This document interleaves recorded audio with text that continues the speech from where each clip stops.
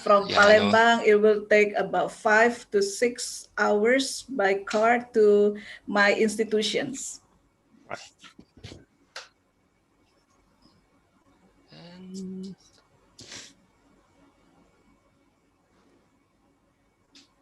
hi, Professor Soka. Yeah. Yeah, it's my pleasure to meet you. Sauka, I'm now in Solo in Central Java. Oh, so you are in Solo? Wow. Yeah, thanks to pandemic, now we can work from everywhere we want to be. Indeed. Yes, indeed. I feel the Working same from thing, home. Prof. Working from home. Working from home. We can travel. So it allows us to be home, yeah, Prof. Nice. Yeah, me too as well. It's so your actually quite good. hometown is in Solo, yeah, Prof? Yeah. Oh, I see. My childhood, I spent my childhood in Solo. Okay. My adulthood in Malang. Oh. Your home base in What is your position? I mean, location. Me? Cheng, Dr. Cheng. Okay. Oh, I live in London. Oh, in London, yeah. Yeah, I live in London. It's been better now, right? The pandemic situation over there. No, it's worse. It's worse. But the thing is that we have lots of vaccines. So this government only rely on the vaccination program. We have to rely healthy. on ourselves. We have to rely on our beliefs. Oh, yeah.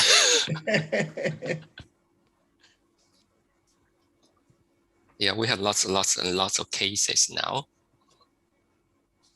Yeah, but the government just want to relieve all the major. They want to lift all the restriction from next Monday. Yeah. Because of the success of the vaccination program so far. Yeah. How's the economy there? Hard to tell. It really depends on sector, I believe. Yeah.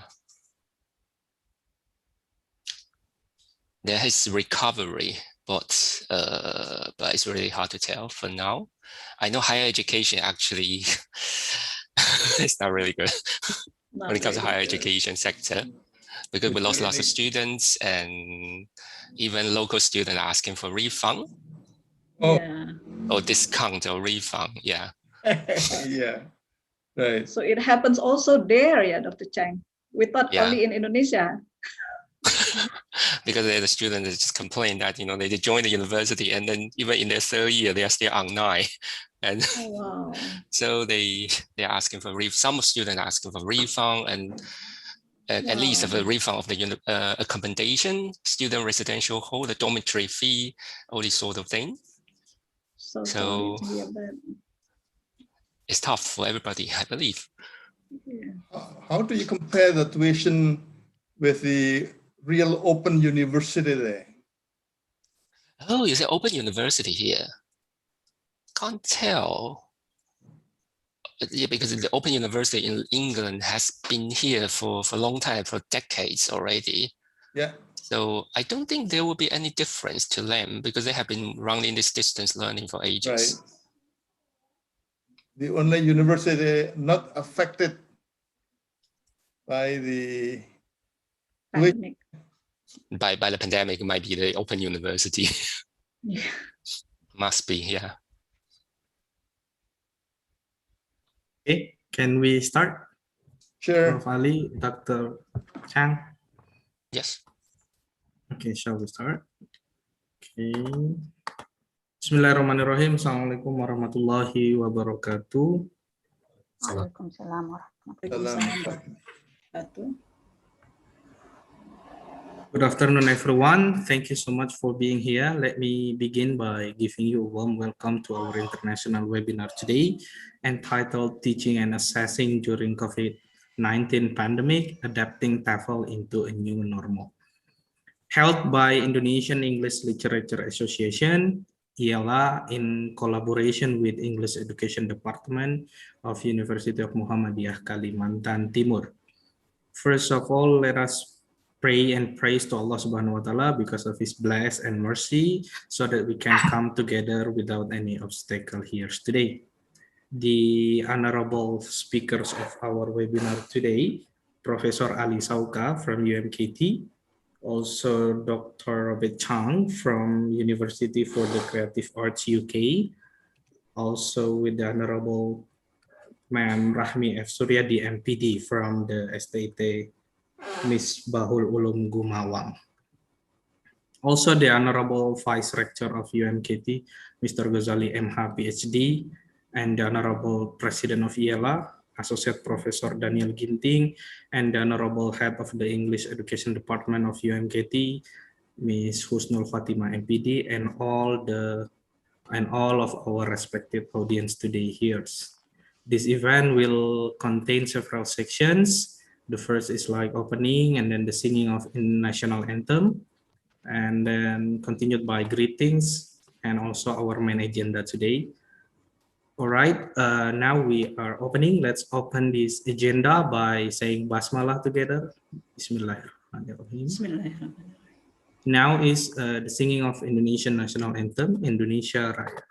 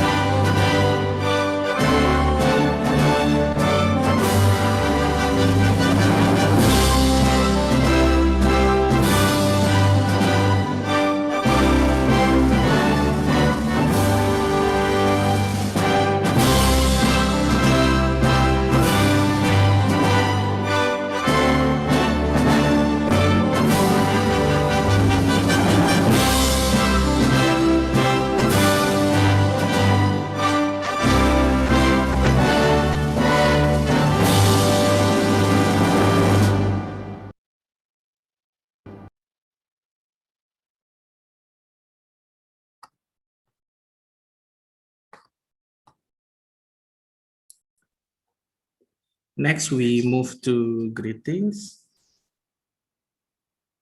First greeting and report will be delivered by the committee chair of this webinar today to Mr. Muhammad Hasbi MA. Time is yours. Thank you very much. Assalamualaikum warahmatullahi wabarakatuh.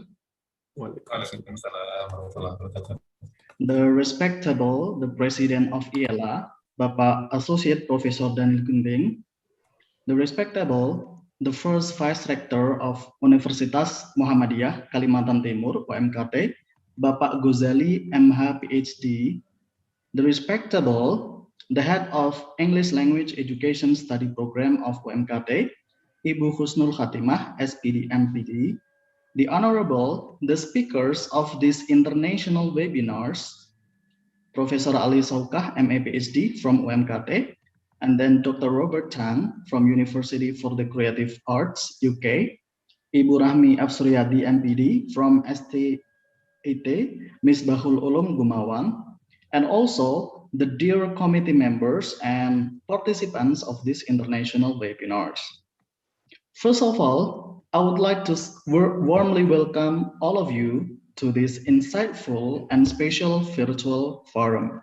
I call this insightful because in this event, we will learn in depth three major discussions on English language teaching and assessment during COVID-19 pandemic, which will be led by the three outstanding speakers I mentioned earlier. With the online learning practices still being around us, this theme is very relevant, and discussing our present ELT situation with regard with such limitation right now can hopefully inspire us to teach or learn strategically for online learning.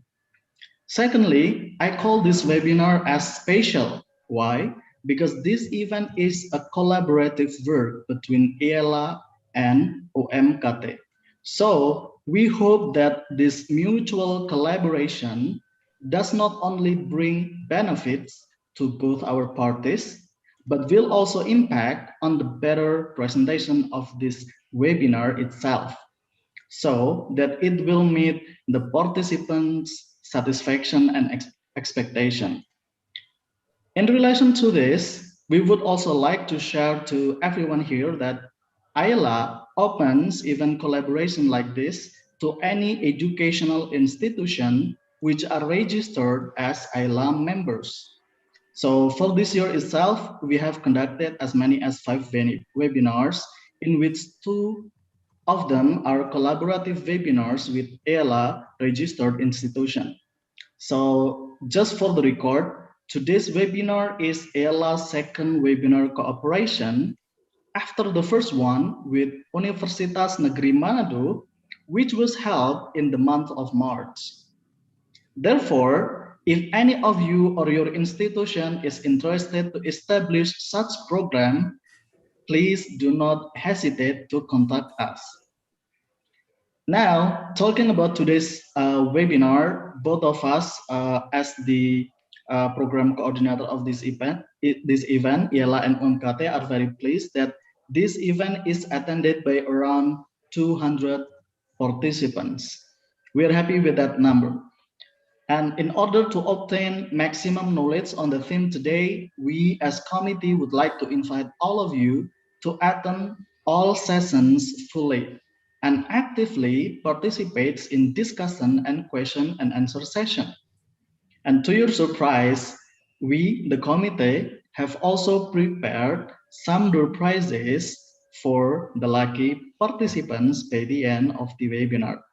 So make sure that you do not skip a thing in all sessions. And finally, we as the committee have acknowledged that there might be some shortages, imperfections here and there while presenting this webinar to all of you. So we are open to feedbacks from participants so that it can help us serve better in the upcoming webinars. Thank you for your nice attention. Enjoy the webinar and make the most of it. Wassalamualaikum warahmatullahi wabarakatuh. Waalaikumsalam warahmatullahi wabarakatuh. Thank you, Mr. Muhammad Hasbi MEA, as the committee chair of this webinar today. Now we are moving to the second greeting, and it will be delivered by the president of ELA to Associate Professor Daniel Ginting. Time is yours. Thank you very much. Ladies and gentlemen, Assalamualaikum warahmatullahi wabarakatuh. Good afternoon for those who live in Indonesia and those who live in outside Indonesia. First of all, let's give thanks to God Almighty for health so that we can go through this pandemic, and also for the opportunity so that we can get together to attend the webinar entitled Teaching and Assessing During the COVID-19 Pandemic, Adapting TEFL into the New Normal. Allow me to express my deepest gratitude to the first Vice Rector, Bapak Dr. Gozali, representing Universitas Muhammadiyah Kalimantan Timur, for kindly supporting this webinar. Bapak Vice Rector, allow me to inform you that the webinar committee members consist of ILA board members and also the lecturers from Universitas Muhammadiyah Kalimantan Timur.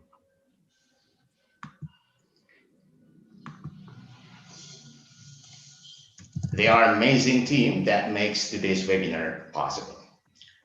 Ladies and gentlemen, despite challenges in education practices nowadays, the pandemic has brought us from various parts of the world together.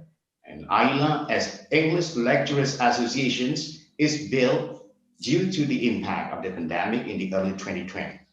So having the same vision and mission to advance the quality of English language teaching in their respective institution, AILA members are committed to build their academic capacity through a number of collaborative scientific forums such as webinars, book reviews, research, and others.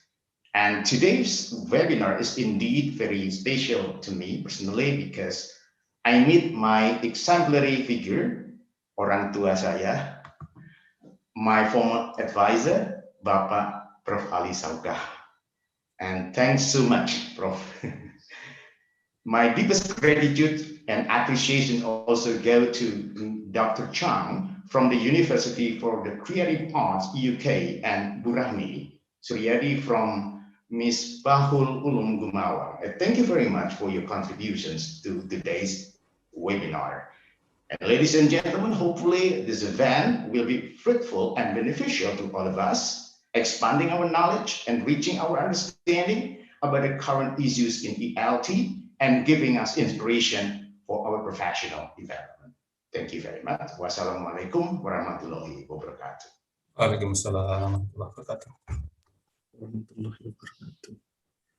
Thank you for Associate Professor Dele Ginting for the greetings. Now we're moving to the last greetings, and it will be delivered by First Vice Rector of University of Muhammadiyah Kalimantan Timur to Mr. Ghazali MH PhD. Time is yours.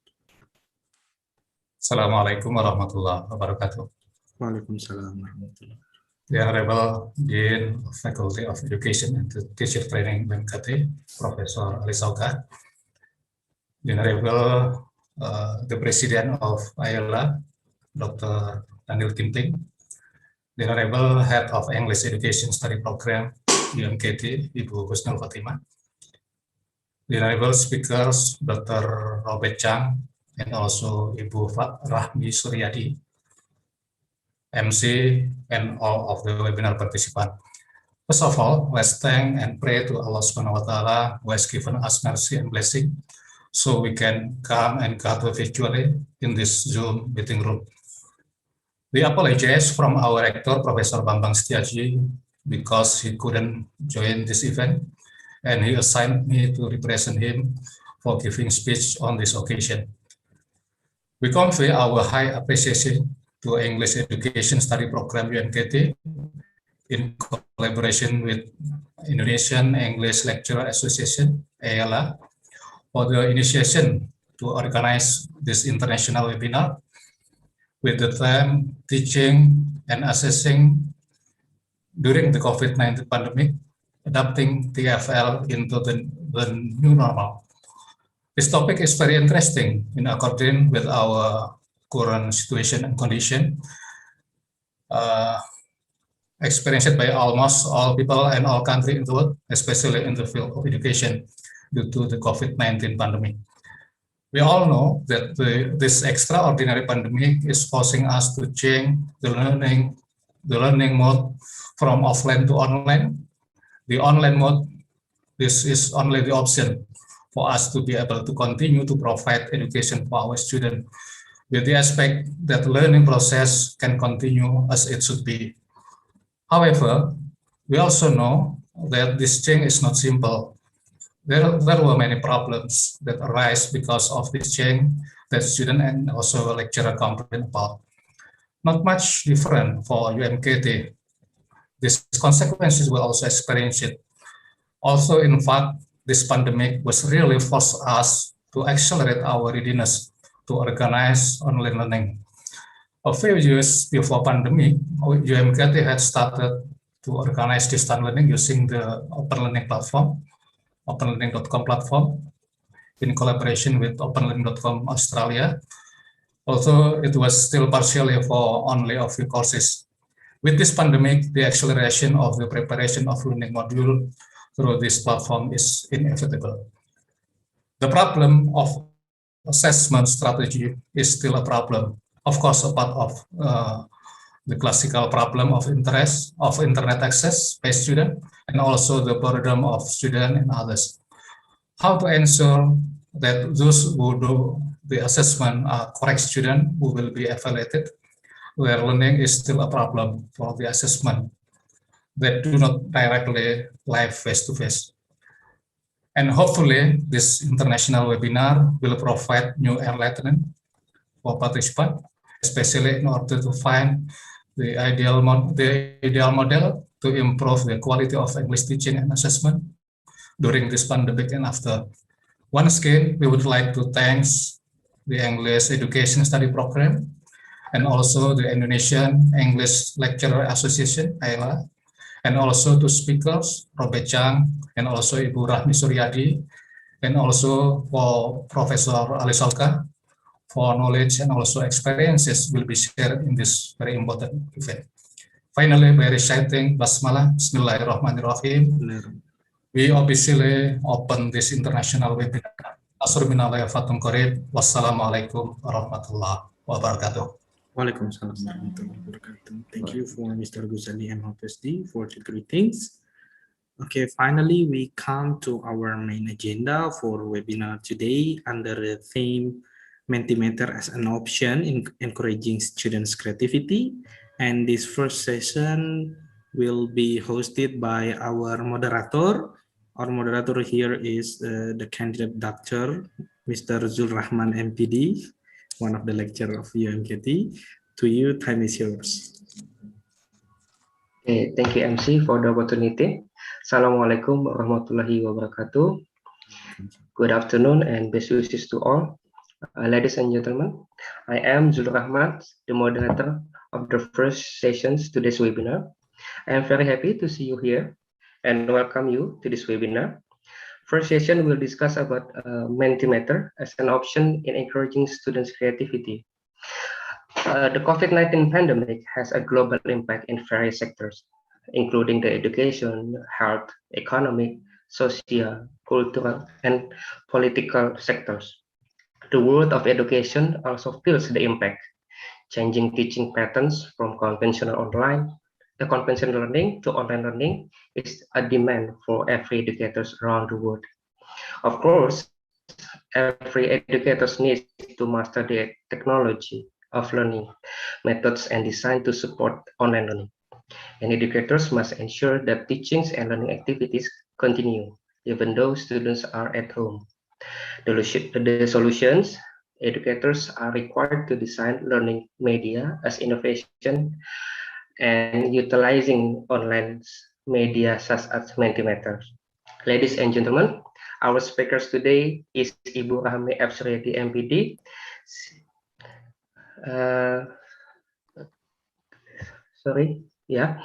She has experience in English teaching, started from non-formal education instructors and founder, and developed to formal institutions as an English lecturer at UNPAM, University of Pamulang, and UMT, University of Muhammadiyah Tangerang. Now, she currently is working for STIT, Islamic College of Teacher Training and Education, Misbahul Ulum Gumawang, South Sumatra, Indonesia, as a full-time lecturer of ELT for specific purposes at PGME, Teachers Education of Islamic Elementary School. She is also a doctorate degree candidate of Applied Linguistics of University Atmajaya, Jakarta, Indonesia.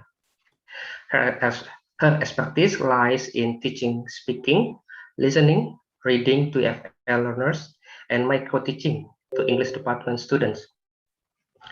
Before the presentation starts, let me explain how the presentation will go. First, Ibu Rahmi will invite it to present the material and follow it by a conclusion. After that, we will move to the next sessions, and there will be a Q&A after the third sessions. Now, allow me to welcome the speaker, Ibu Rahmi Suryadi, MPD, to make her presentations. Ibu Rahmi Suryadi, MPD, time is yours. Thank you. Bapak Zul, for your introduction about me. I don't expect to be the first speaker actually, but it's okay. Thank you very much. Before I start my presentation, I like to extend my deepest gratitude to the president of ILA, which is Dr. Daniel Ginting, who has given me this chance and actually equal opportunity to be in one frame with Professor Ali Soka, MA and PhD, who is very, you know, he is a professor. And to also my deepest gratitude to the board members of ILA itself, who has facilitated this webinar. They have worked hard for this. And my deepest appreciation to UMKT, okay, we call it the University of Muhammadiyah is Kalimantan, and the whole committee of this webinar. And you also have worked hard for this, facilitating us for this webinar, and it is a very great job. And let me greet Professor Ali first. It is a very pleasure for me, Prof, to be in one frame with you. And it is kind of, you know, I cannot imagine. It is like a dream come true for me to be in one frame with very great educators like you. And also Dr. Robert Chang, a pleasure for me too for greeting you and to be in one frame with you. And the best audience of this webinar, thank you very much for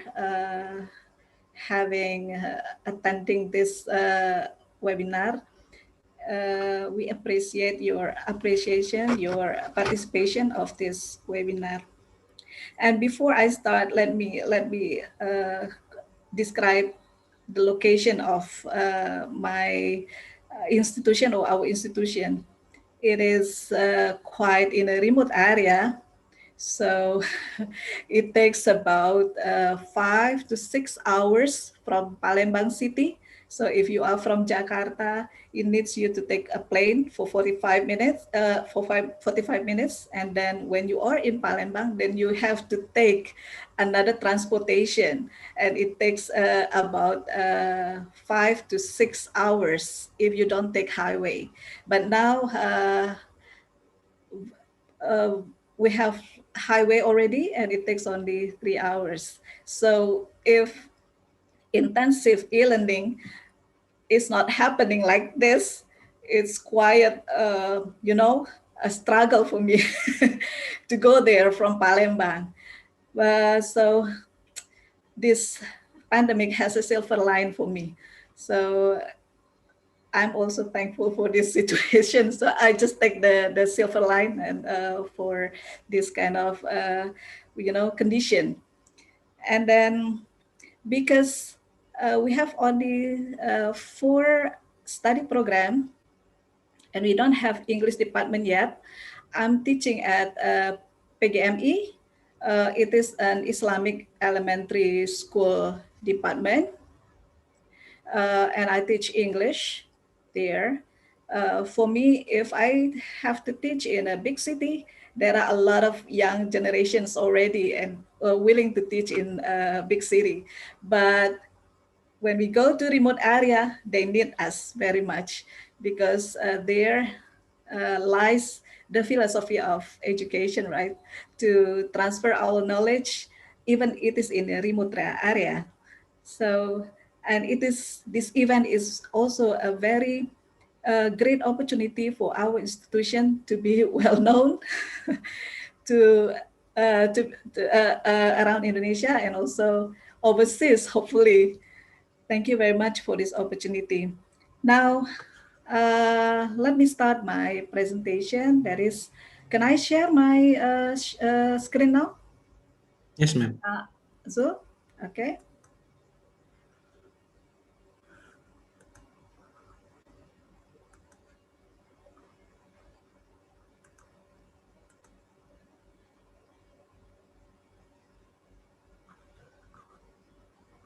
Can you see now? Yep, clear. Okay. So we are going to talk about Mentimeter as an option to encourage students' creativity during online learning. It is, this condition, COVID-19 condition or pandemic condition, has already forced the educators to find solution for their teaching and learning, how to engage students, to be creative, to be more motivated in learning.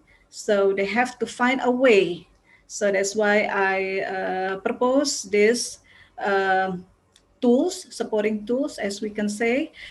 This is Web 2.0 tools in supporting teaching and learning in classroom. So this tools or this technology used in classroom has been studied by a lot of researcher before the pandemic actually. So we can start from this research proposed by Terry Moro in 1995 that's saying teaching without the technology in a classroom has four benefits, which enhances curriculum, gives variety of contents. It increases flexibility of the presentation, could be done everywhere, anywhere, or uh, whatever you want to present. And it improves lectures. It gives you like a variety of um, materials, images, and anything you want to find using online. And it provides visualization in a variety of formats. So as we know that online teaching or technology gives you a lot of benefits in finding visual or images in what is it online. Okay, so it gives you a variety of images or materials format.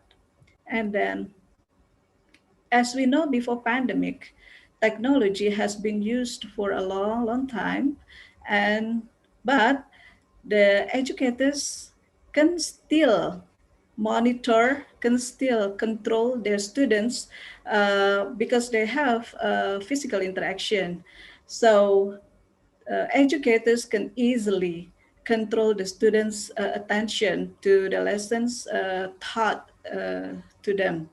So at that time, the use of technology was very beneficial and can engage students easily because of not only the materials are varied, but also the attendance of the educators itself gives motivation to the students.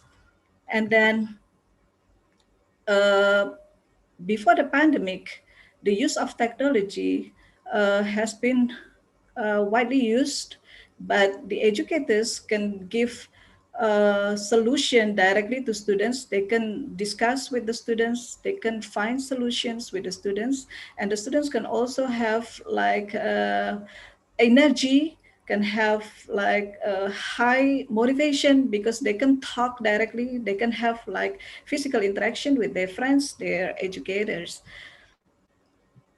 Now, other theories about teaching with technology, which is beneficial, is coming from Richard in 2014, that's saying the use of technology in teaching becomes more important in present times because teachers also have to be able to keep up with the technology knowledge of their students. As you know, the students are native, digital native, and they have to be provided with digital materials as well to keep up with their technological knowledge. And then also Pransky in 2001 also proposed that teachers need to meet the students' need in learning using technology, because they have the knowledge of technology itself. And then, how about technology in FL classroom? A theory by Alcid and Fatan in 2013 saying that the use of technology for teaching, learning, practicing, and assessing foreign language has many advantages, particularly in the English as a foreign language. Yeah, of course, because they have opportunities to practice. They can be provided with videos, for example. They can stimulate with a lot of materials coming from other countries, for example, and then they can practice using those technologies. And then Gunuk and Kuzu in 2014 also saying that the use of technology in instructional activities also plays an essential role for engaging students in learning. So these two theories also confirm that the use of technology in FL classroom can give benefit for the students to be engaged in the classroom activities. Now, during pandemic, as you can see from this image, the students have to learn by themselves. The students have to stay distance from their friends, from their educators. They learn by themselves. Even they can see the educator through the screen. They can see friends through the screen, but sometimes it is a challenge for the educators to engage them to the learning and to the learning and understanding the lesson. Now you can see from the image the student learn by themselves, and then it is quite a challenge for the educator to involve them. So that's why in my presentation I show you that Web 2.2 tools, which are very variety, or there are variation of Web 2.0 tools offered anywhere. And this Web 2.2 tools is initiated by O'Reilly Media in 2003. We can see like Twitter, okay, and then YouTube, and then we have used some of them before the pandemic. We use Facebook, for example. We use Twitter. We use YouTube in teaching, okay, and they are very useful in engaging students. Now, the theory of integrating Web 2.0 tools in classroom is proposed by Gokbulut in 2020. He said that in the digital age where technology is developing rapidly, there is a need for technology and game-based e-learning environments that students appreciate instead of traditional instruction. Now, interactive Web 2.0 tools can be utilized to develop e-learning environment. So he proposed that interactive Web 2000 tools can be utilized in classroom activity. And then another theory about integrating Web 2.0 tools in classroom is also proposed by Abder in 2007, saying that while Web 1.0 enabled users to browse or search on the internet to read static content created by experts, Web 2 tools continued by McLaughlin provided the users with the option to write, post, and interact. So it is very clear that Web 2.0 tools provide educators or provide students with the ability to interact or to create and post their creation using this tool. So it is very clear that Web 2.0 tools can boost their creativity. Now, it is another simulation or description created by Shanyu Huang in 2007 that communicating via Web 2.0 tools is very beneficial, that user as the host can transfer the knowledge, and then students can share and create the knowledge into something in online communities. And then another theory integrating Web 2.0 tools in classroom is proposed by Boris Wiki. And this is the, what is it, the simulation or the figure, okay, that describe the importance of using 2.0 tools in classroom. So it can allows you to communicate, collaborate, share, create, and connect. And then using any tools in 2.0 tools. And then there are a lot of theories saying that 2.0 tools is beneficial in creating students' creativity. And then today, I'd like to show you a little bit about the use of Mentimeter is as one of 2.0 tools in our Web 2.0 tools. So Mentimeter is one of Web 2.0 tools, and it is a student response system. So when you use this, you can directly have the students' response if you like to. And it is also sometimes called an audience response system if it is in a webinar or a conference, okay? And it is freemium. It is provided free, and premium versions are also available. And when you use Mentimeter, it can also allow you not to have extra hardware. Okay, so apart from the standard laptop, you don't have to have like extra hardware anymore. And it is cloud-based and open source. And then when you have Zoom or Google Classroom meeting, you can also utilize this Mentimeter. Now, I want to show you the look of Mentimeter when you utilize Mentimeter.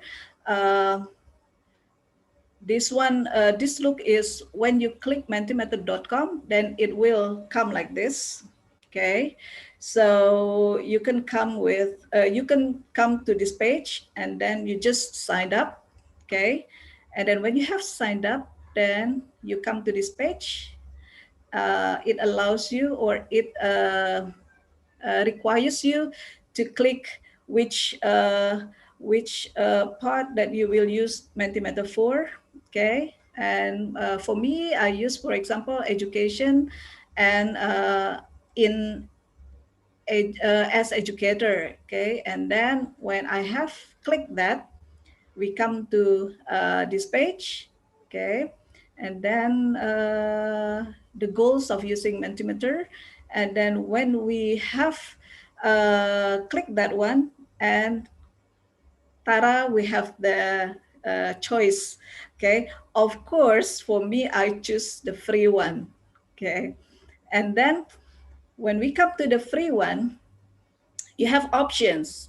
Okay, we have options of activities. Okay, now for me, usually I click the new presentation here. Okay, when I click the new presentation, it comes to this page. Now here in this part, you have a lot of options to be used with your students. Okay, and then this one is slide part. Okay, so when you want to present, then you can have this slide, and then you can type here. Okay, type what kind of presentation you will have. So for example, you choose word cloud. Because it is English class, I use word cloud. Okay.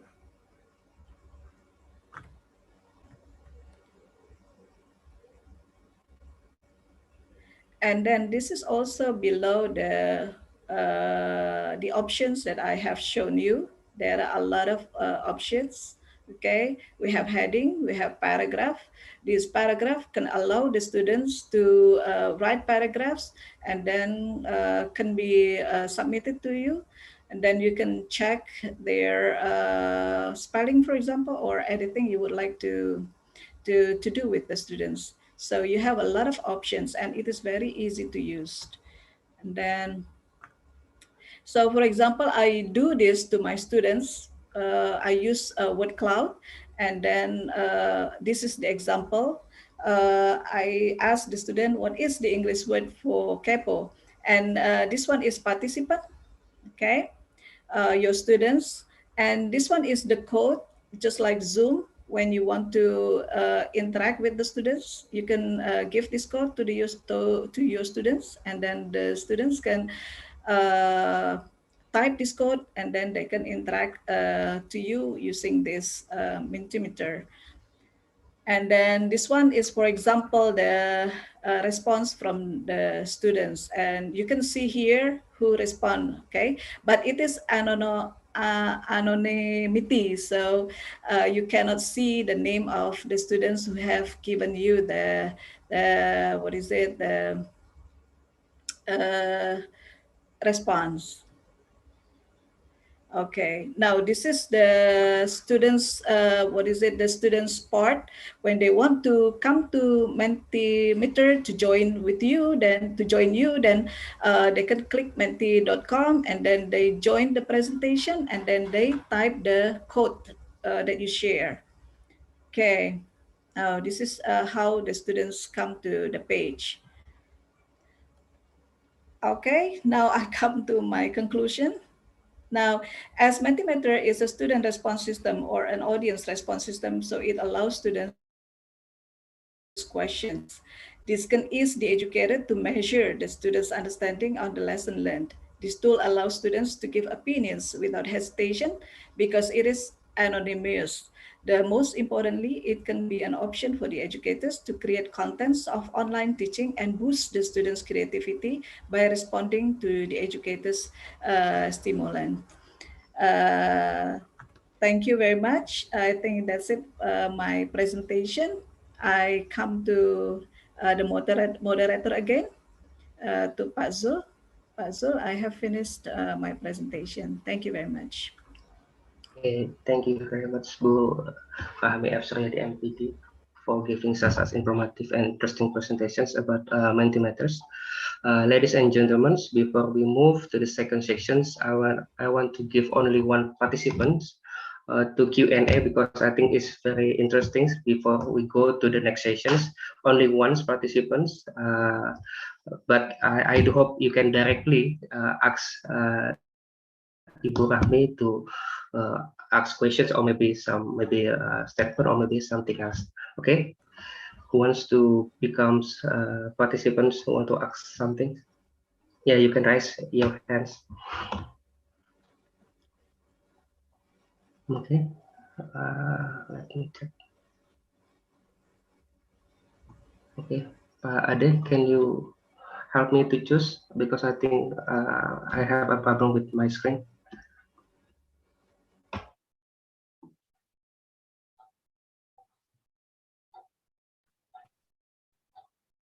Yeah.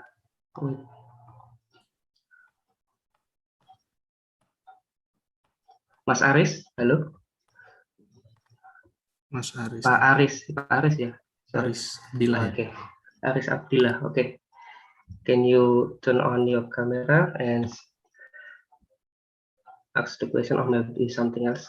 You can ask to Ibu Rahmi.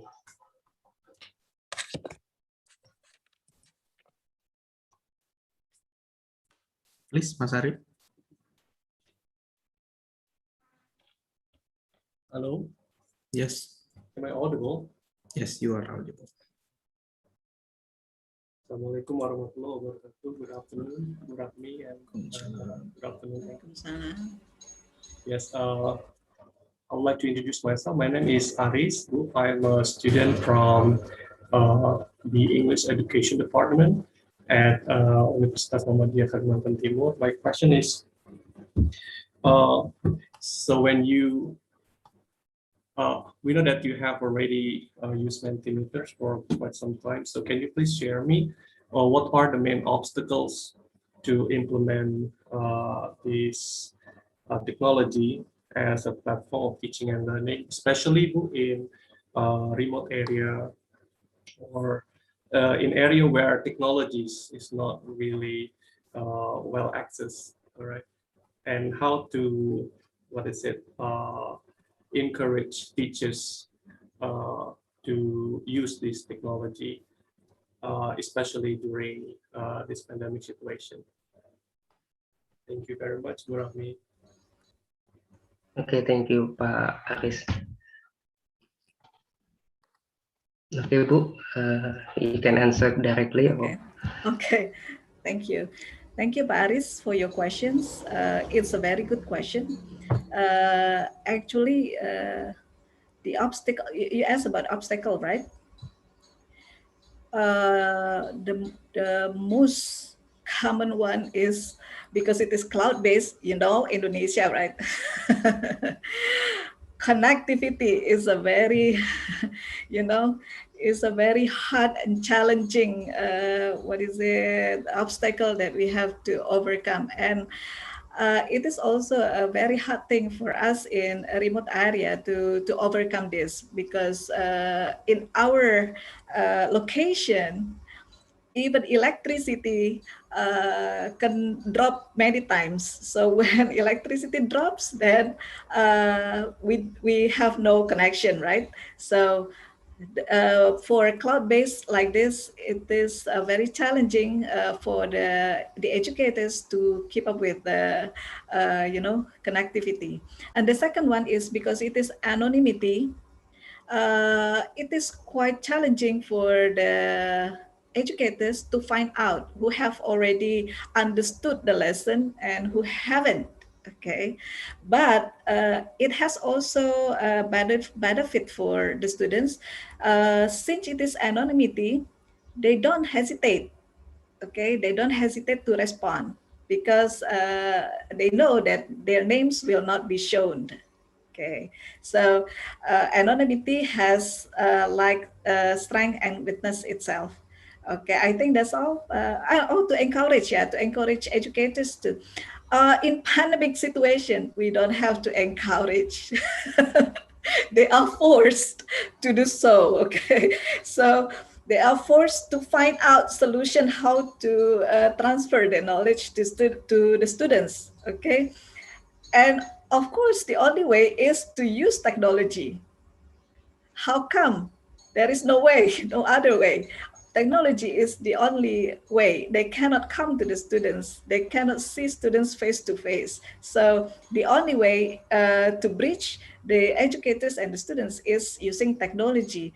And thankful to the, you know, the rapid or the massive development of technology now, we can choose any kind of platform. In our area, we use maybe the same to you. We use Zoom and Google Classroom, but it is not enough. So we still find ways. So that's why Mentimeter is one of the solution, because it is very easy for baby boomers like me to use. Okay, it is very easy. Only click, click, click, and then you can use it directly. Thank you, Pak Zul. I give it back to you. Thank you, Bu Rami, for the good answer. I think it's the similar issue with the Kalimantan, with the electricity and connectivity access, and we have, I think, the similar geography also. But I think we can move the Q&A more deeply about the Mentimeters. I would like to thank you, Bu Rami, for informative and interesting presentations. Please You're applaud the welcome. speaker. Please It's applaud also the speaker. Okay. Thank you. Thank you. That's all for our discussion today. Thank you for the speakers and all participants. I will return the program to the MC. Wassalamualaikum warahmatullahi wabarakatuh. Waalaikumsalam warahmatullahi wabarakatuh. Thank you, Mr. Zurrahman, for moderating our first topic. And for your information, the rest of the question will be announced later after we finish all of the topic, okay? Now we are moving to the second topic, and it will be under the theme Integrity in Taking Online Tasks in ELT. And also it will be hosted by our moderator, Mr. Muhammad Zidki Aulia Al-Faruqi, SIPMA. To you, time is yours. Okay, thank you very much for Mr. Chairman. Assalamualaikum warahmatullahi wabarakatuh. Waalaikumsalam warahmatullahi wabarakatuh. The Honorable President of English Lecturer Association, ILA Associate Prof. Daniel Ginting, the Honorable Chief of Committee, Muhammad Hasbi, the Honorable First Vice Rector of UMKT, Dr. Ghazali MH PhD, the Honorable Head of English Learning Department Program, Ms. Husnul Khotimah, distinguished speaker, Prof. Ali Saukah MA PhD, Ibu Rahmi F. Suryadi MPD, and Dr. Robert Chang, and all the participants. The participant to begin with, allow me to introduce myself. My name is Muhammad Ziki Aulia Al-Faruqi. I am a lecturing staff in Universitas Muhammadiyah Kalimantan Timur. As the moderator of the second session, it is an honor for me to accompany the second speaker, Prof. Ali Saukah, who has been here with us today. Shall we greet the second speaker first, Prof. Ali Saukah? Assalamualaikum, Prof. Waalaikumsalam warahmatullahi wabarakatuh. Okay, but before introducing the distinguished speaker, let me to give you a little bit about the background of the topics. As all we know, the COVID pandemic has spread across the globe, causing the damage in many sectors on the scale hitherto undreamt of. Considering the scale, many experts say that COVID-19 had impacted various aspects of human life, both temporarily and permanently, and it also changed lifestyle and the social aspect of human. In this new lifestyle, some say it new normal, there has been challenge for us as lecturers when comprehending the online learning and teaching. And the second distinguished speaker, Prof. Ali Saukah, will share us his experience to tackle the challenge. His presentation will be entitled Integrity in Taking Classroom-Based Online Tests. However, before we proceed to the presentation, allow me to introduce the second speaker. Prof. Ali Saukah, one of the most well-known scholars in English Learning Department, especially in Indonesia, was born in Boyolali, Central Java, Indonesia. He got a bachelor degree in TEFL from UNS, Universitas 11 Maret in Solo, and his doctorandus degree in TEFL IKIP Malang, now Universitas Malang in Malang, Indonesia. His master's as well as his PhD degree were obtained from the University of Iowa City, USA in 1986 and 1990 respectively. He started teaching English as a part-time teacher at several private secondary school in Solo before he moved to Malang in 1977. Since then, he was a full-time faculty member of English Department of Universitas Negeri Malang from 1980 to 2020.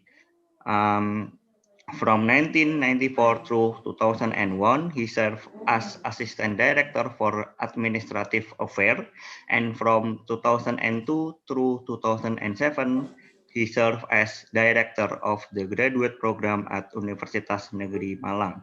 He retired from Universitas Negeri Malang on February 27th, 2020 and joined to Universitas Muhammadiyah Kalimantan Timur, and he served as the Dean of Faculty of Learning and Education until today. In addition, he has been involved in the development of English language curriculum and in other related activities at national levels at the Ministry of Education, Culture, Research and Technology.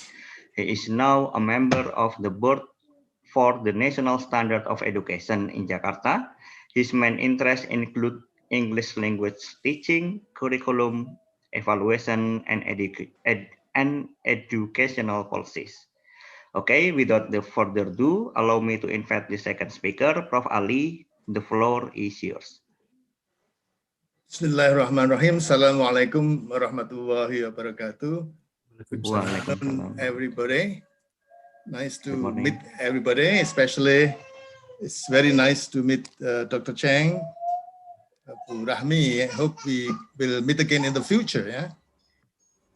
Hopefully. Yeah. I have to make some correction that I have retired. I retired from, so I am a retiree, not only belonging to baby boomers, like I don't think Bu Rahmi belongs to baby boomers. So I think knowing about how high is her literacy in technology, she must be part of the millennial generation, the Z generation.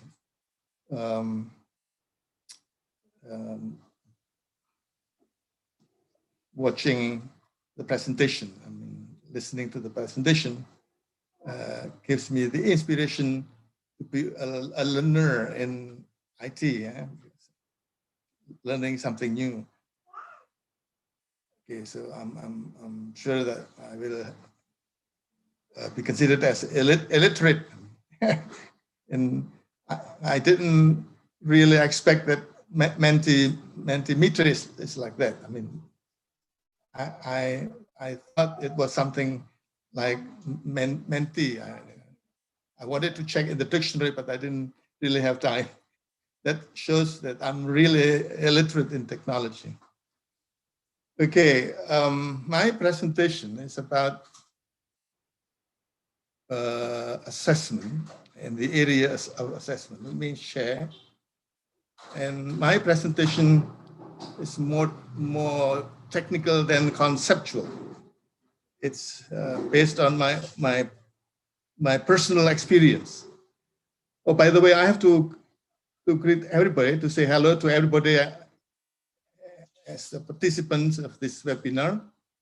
Especially, I have to say, nice to be his ex. I don't know whether it's a proper word. Yeah, his ex lecturer, Associate Professor Dr. Daniel Kinting. Yeah, as a chair. Thank you, Prof. Association. Yeah. Okay, let me share my PowerPoint materials. Does everybody hear my voice and see the PowerPoint? Yes, sir. Okay, let me put it in this one, I think. Yes. So integrated in taking classroom-based online tests. This is very, very technical, more technical than conceptual. Let me clarify the term integrated first. Integrated in Indonesian is translated into integritas, which means undivided. What you say is what you do is what you say. What you say is what you do. The wholeness of a person. But my topic here is not about that. Integrity is honesty. I think you can check in the dictionary. There's another meaning of integrity, not only undividedness, yeah, the wholeness of a person. What you say is what you do. What you do is what you say. Not like the Javanese saying, iso tempe, or iso tele sore tempe. again, the meaning of integrity here is merely honesty in taking classroom-based online tests. I don't have to say something about the importance of assessment in teaching in an instructional program. I think it's clear enough that assessment, based on the result of the assessment, then follow-up actions, follow-up programs can be developed. They will policy makers, decision makers will rely on the validity of assessment. So that's why then the conceptual aspect of integrity is related to the reliability and validity. Reliability and validity. And I'm going to cover only the classroom-based tests, which now should be online. So that then target audience here is teachers, classroom teachers, classroom lecturers. Yeah. Based on my personal experience in developing online tests in the class, which can reduce the which can reduce cheating, which can improve integrity, so that my first proposal as a basis of the concept for my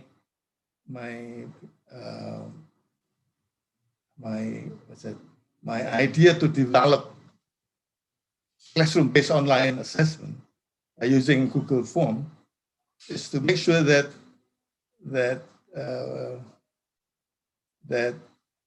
validity of the test, validity of the scores resulting from the test can really be meaningful to indicate the learning outcomes of the students. So increasing integrity is reducing the potentials for cheating.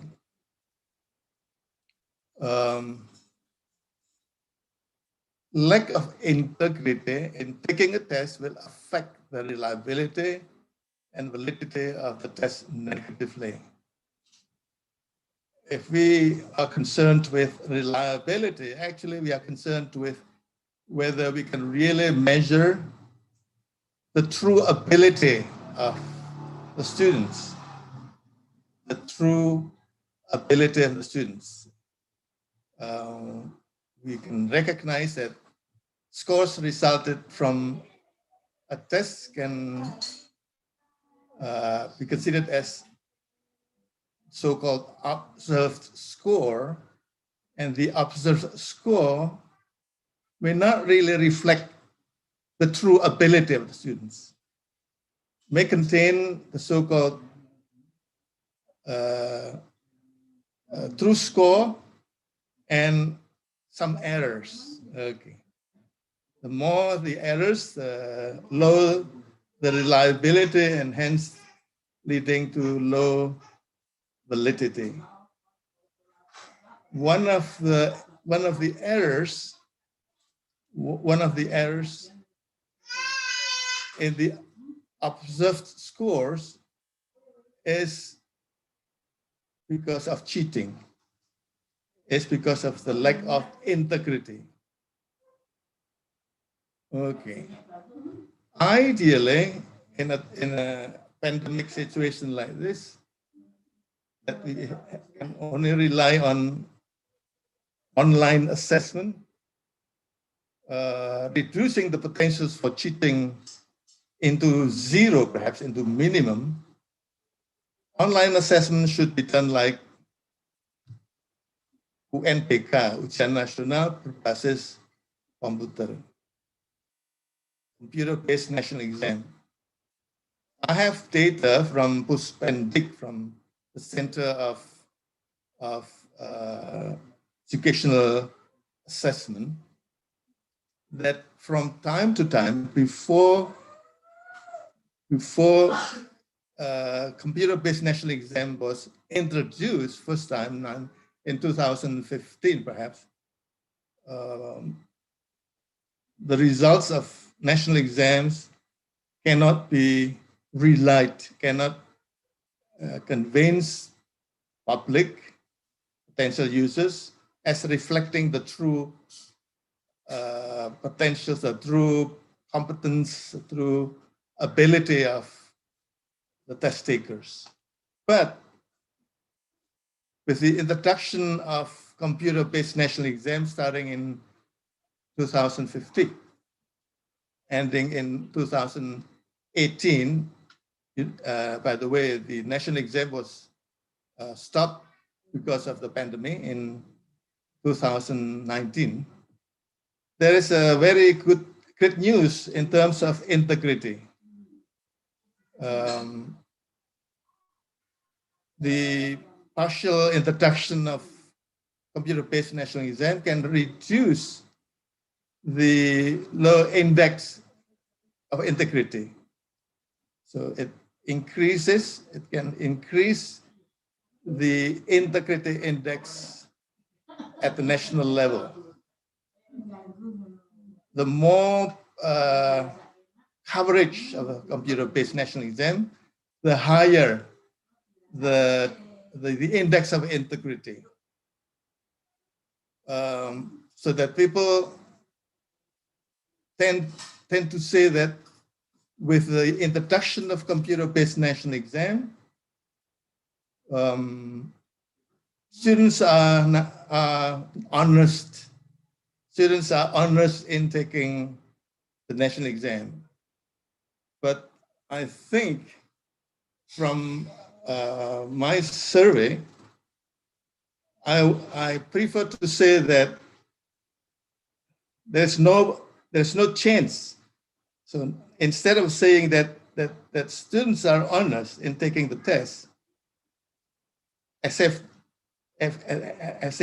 they are not dishonest anymore, I would prefer to say that with the system, the introduction, the use of computer-based national exam, there is no chance at all for students to cheat.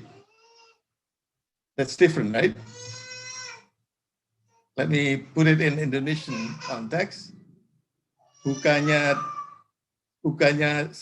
dengan UNBK para siswa menjadi jujur, but I prefer to say dengan UNBK para peserta tes ujian nasional tidak lagi bisa curang. Okay.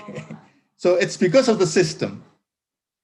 My point is that there should be something else to deal with the integrity, with the internal integrity of our students. And this is in the area of character education. Okay, that's my point. And also, I think everybody knows about the administration of internet-based TOEFL. Why it's the ideal way of administering online assessment, because it is operationally supervised, proctored in testing centers offline. But again, with the context of UNBK, we have to be very concerned about the integrity of the proctors. We don't have to worry about the proctors of the testing centers for IPT, but we still have to worry about the integrity of the teachers, the integrity of the proctors at schools administering the national exam. It requires a lot of human resources, time, energy, Again, that's why then IPT is very expensive. Yeah. Now, what about the development of classroom-based online assessment? Is it possible to have classroom-based online assessment, which can reduce the potentials for cheating into a minimum? Everybody knows that it's impossible to have a testing center with a proctor, with high integrity. We are the proctors. The classroom teachers, the classroom lecturers are the proctors. And we don't have the testing center, I mean, because all the students have to do the test from home. So the question is very important here. Is it possible then to have a classroom-based online assessment which can reduce the potentials for cheating into a minimum? It worried me a lot when I first developed this online assessment. So this is really based on my personal experience. When I was still in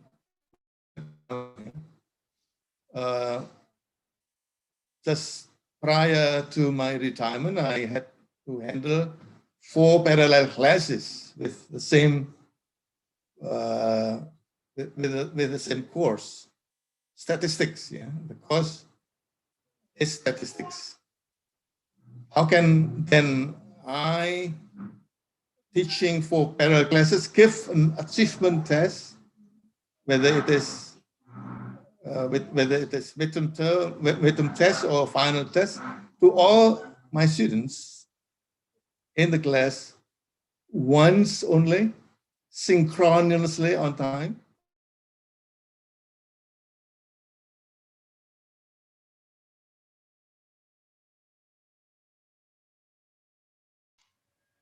Hello, Prof. Prof. Ali. I think we just wait, sir. Oh, okay. Okay. Seems like we are losing, he's losing signal.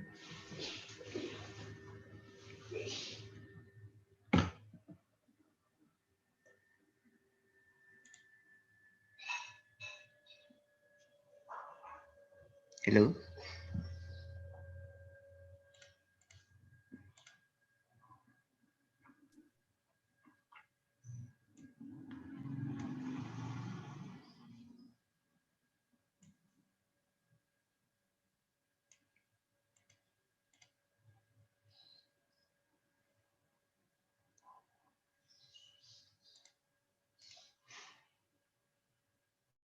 Okay, well, we're waiting Prof. Ali to be back. The audience, if there is something to be asked, you may ask the question by sending it to the chat box that appear in your screen. We will also like to kindly ask you to fill our Google form for absence. There will be a link in the chat box. You can click on it and please fill out the form. The certificate will be available for those who filled out the questionnaires in the link that appears in your chat box.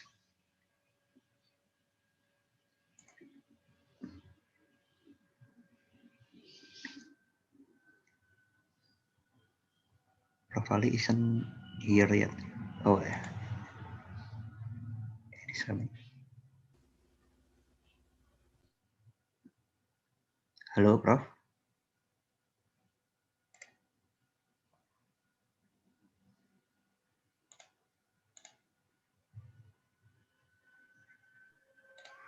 I'm really sorry for the internet connection. Okay. Thank you, Prof. Please continue, Prof. How much? How much? It is about 15 minutes, Prof. Wait. Let me share. Okay.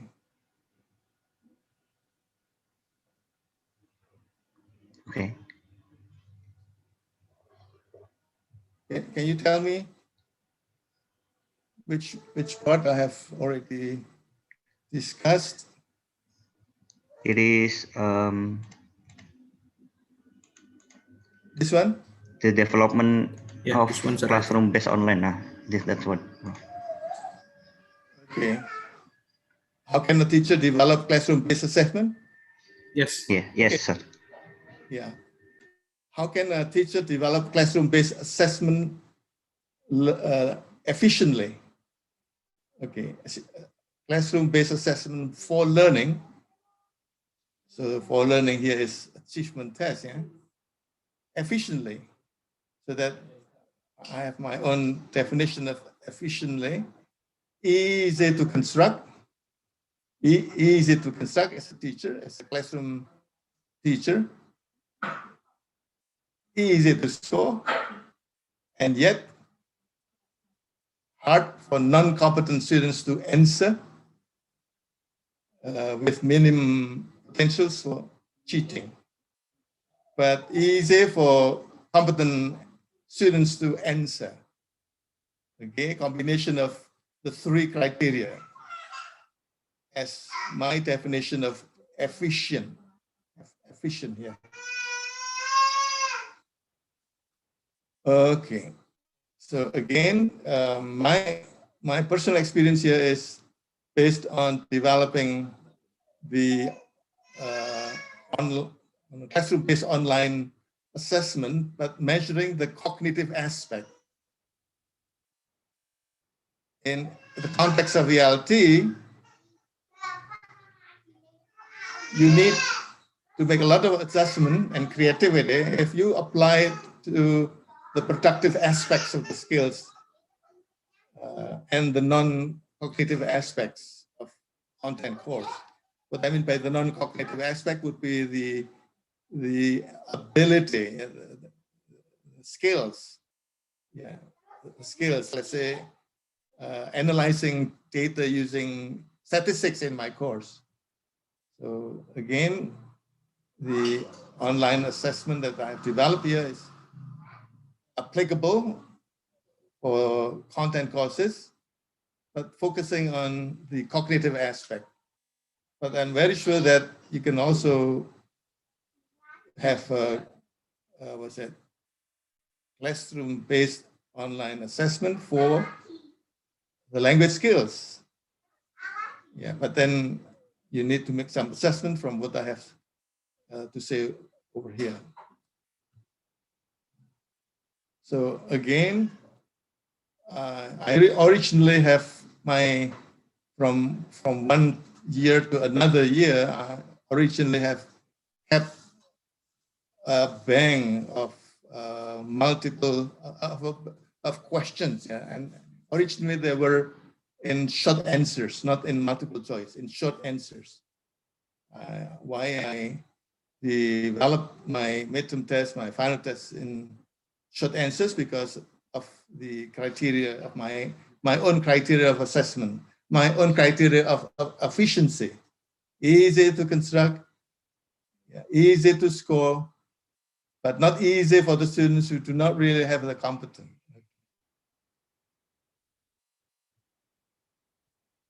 Originally, my fillable test was short answers, so that then I have to convert the short answers into 4 options. And I call it, I don't have any reference as the technical term over here, I just call it 2 substantial options containing both options are right, put it as A and B, or both options are wrong, as A and B. So sometimes A and B are right, or A and B are wrong. And 2 strategic options. Let me show you that what I mean by strategic options. I call it strategic options because I think it's very popular to put none of the above and all of the above. But I call it statistic options because the options should be, should be treated as, should be the key or sometimes a distractor. Okay, so there is no tendency for the test takers, for my students, to take on always none of the above or always all of the above like that. Okay. Then this is perhaps the key aspect to reduce cheating.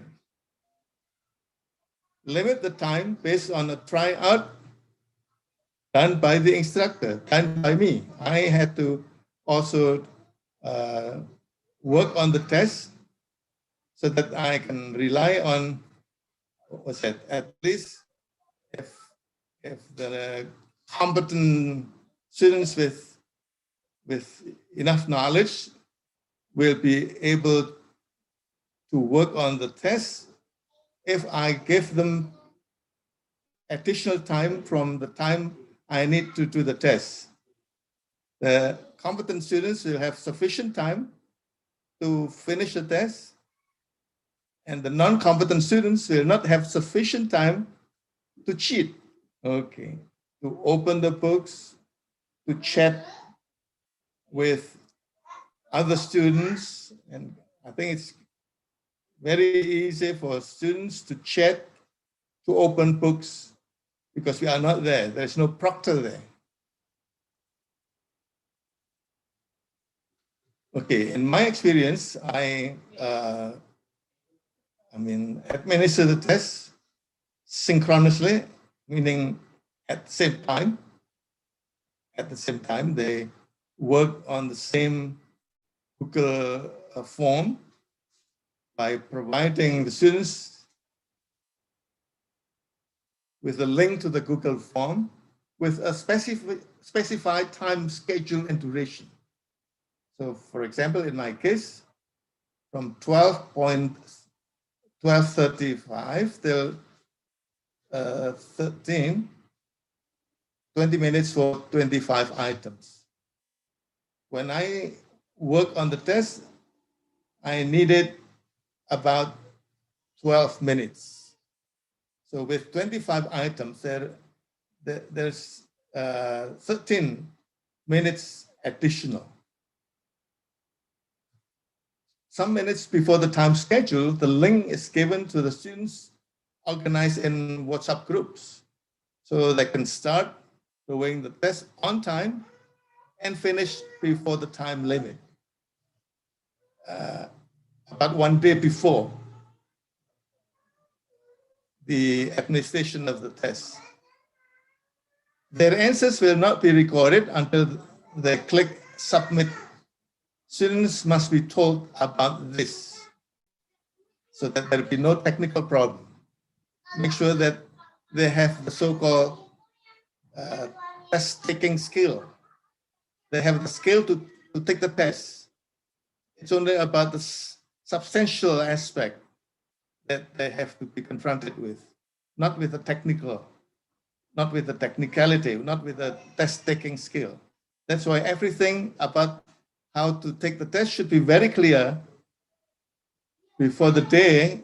And if it is not very clear yet, every student can ask questions to clarify. This is another one. The order of the test items is randomized so that every student may have a different version of the test with the same content, so that then when they collaborate, when they share answers, let's say they mention the item number 12. What is the answer to number 12? Let's say B. They will be surprised to see that actually they are confronted with different items. Okay.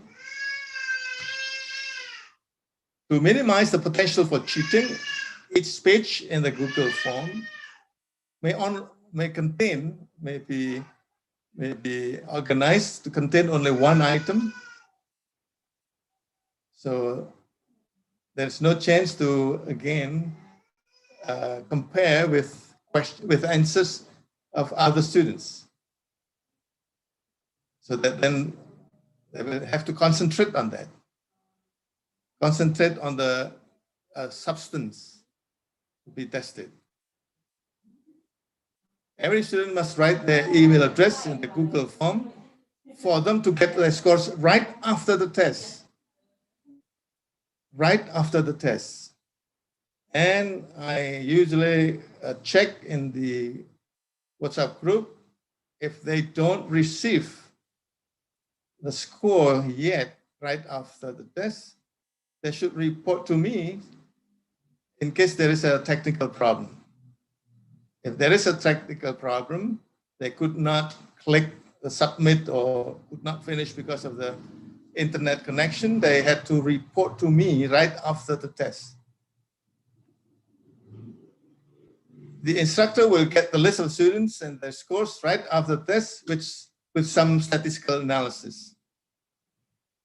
But again, I think I have the following presentation, that if there is a technical problem, report it to me. I will have to arrange the special tests with the same problems, with the same content to those who had technical problems. So they don't have to worry if they had technical problems. Again, if the same course is handled by different instructors, then the instructor should collaborate to construct the same test administered at the same time, so that then the learning outcomes will be comparable from one group to another group. Now, I think everybody can realize this, is aware of this, that we cannot prevent students from taking pictures, screenshotting, opening notes, getting answers from others.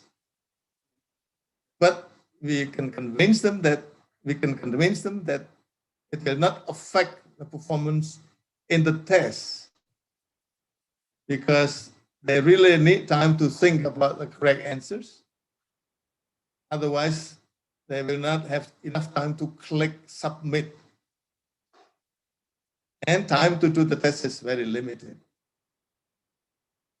We can also warn them that cheating is a serious crime. This is part of character education. Yeah? Not only prior to the test, to the midterm test or the final test, but anytime. But when there is a chance to involve character education. The inclusion of the strategic options will make it harder for the unprepared test takers to choose the correct answers. Therefore, they will waste time. Again, that's what I have said. They will waste their time if they do not concentrate on the content to be tested. I'm very sure that if our test is curriculum bound, that what we test is what we teach. What we teach is what we want to test. That's what I mean by curriculum bound. Other than students taking the course will not be able to answer the questions because they did not attend our course except the experts. So I think with the presence of their parents, if they're not experts, with the presence of adults, other people at home, even looking at the test, trying to answer the questions, it's not going to be easy because it is curriculum bound, what has been taught in the class, except the experts. I don't think any experts can also do it very easily though. Therefore, it is very unlikely that anybody else will be able to help the students to do the test at home. Now, let me just skip this. Yeah. The following is instructions to prepare for taking a test based on my own experience developing and administering the midterm test of my course on research statistics taken by 121 students spread in 4 different classes in different time schedules, but then the administration of the test is only for 24 minutes on the same day. So we save our time. Or originally, if we when we teach, we have to teach 4 sessions, but in the assessment time, we only spend 25 minutes. Very efficient. Yeah? Therefore, to administer the midterm test, the same schedule for the midterm test must be set and agreed by all students in all the 4 classes. So again, I had to discuss with, I had to offer the schedule for everybody in the 4 classes, make sure that nobody had any other activity. Again, it's not really hard to come to the agreement. And usually I tried to make sure that everybody was available by taking the break time in the middle, the isoma time, the break time in the middle, not the schedule for any courses.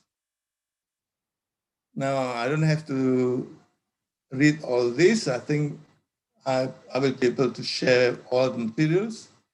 This is the instruction to take a test, which I have already shared several days before. There's no excuse for anybody not to understand the rule of the game or the midterm test. The result is wonderful. I call it wonderful because there's no serious technical problem. There's no complaint from the part of the students.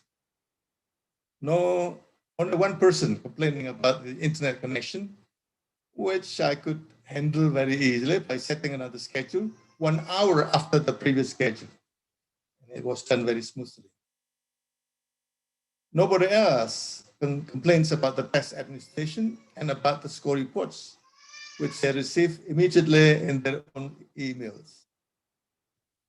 And the result of the item analysis automatically done by the machine indicates that the test is moderate in terms of the difficulty level, with the mean approximately indicating normal distribution. I would like to emphasize that according to the analysis, the spread of the scores is close to normal distribution. That means what? It's not skewed.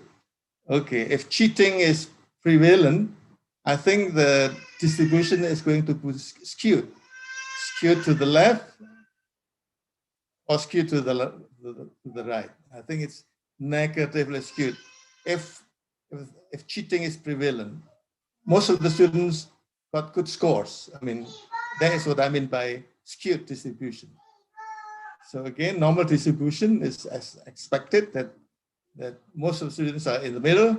Some are very good, some are not very good. Okay. Then I also administered a questionnaire as a survey about the integrity. I call it students' integrity reports, self-report. Okay.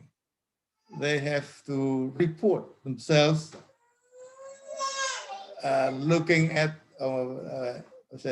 thinking about the context, the condition, the time when they were doing the test. I have two questions to answer. And I asked them not to write names. So I really expect that they could tell me the truth Did you have any intention to cheat during the test? Can you predict? Can anybody guess the answers? Okay, this one is the answer. 50% yes, 50% no. So again, the intention is still there.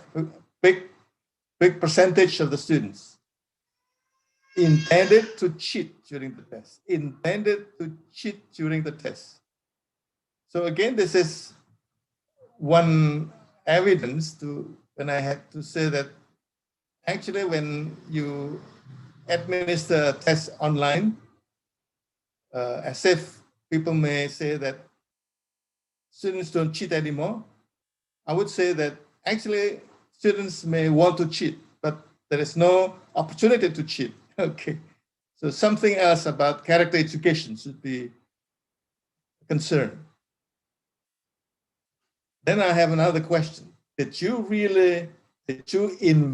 eventually cheat the test, cheat in the test? You intended to cheat, but did you really cheat during the test? Surprisingly, it's not the same percentage. Pleasant surprise. Okay, I would say surprisingly in a pleasant in a pleasant sense. 71% students say no. Eventually, they did not cheat in the test. Only 29% saying yes, but I still doubt about the result. Whether they can really cheat, whether it's their score the score is good or is better because they cheat. Okay.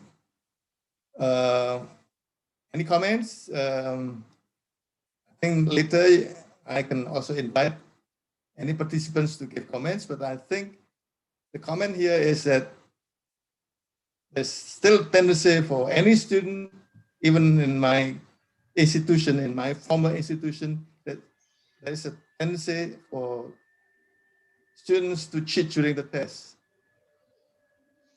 The system, we have to develop a system to reduce the cheating tendency into zero, into minimum. That's my comment. Concluding remark,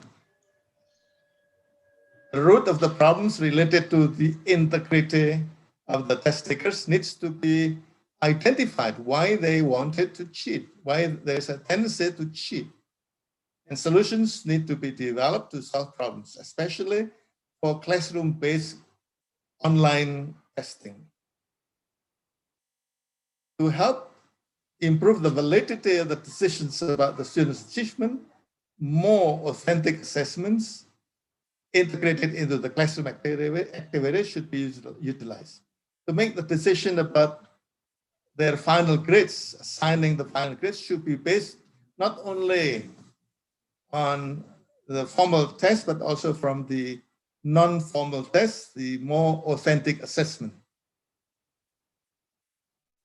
Classroom-based online testing system should be developed to reduce the tendency for the students to cheat in the test. I think there is a chance for IT developer, application developer to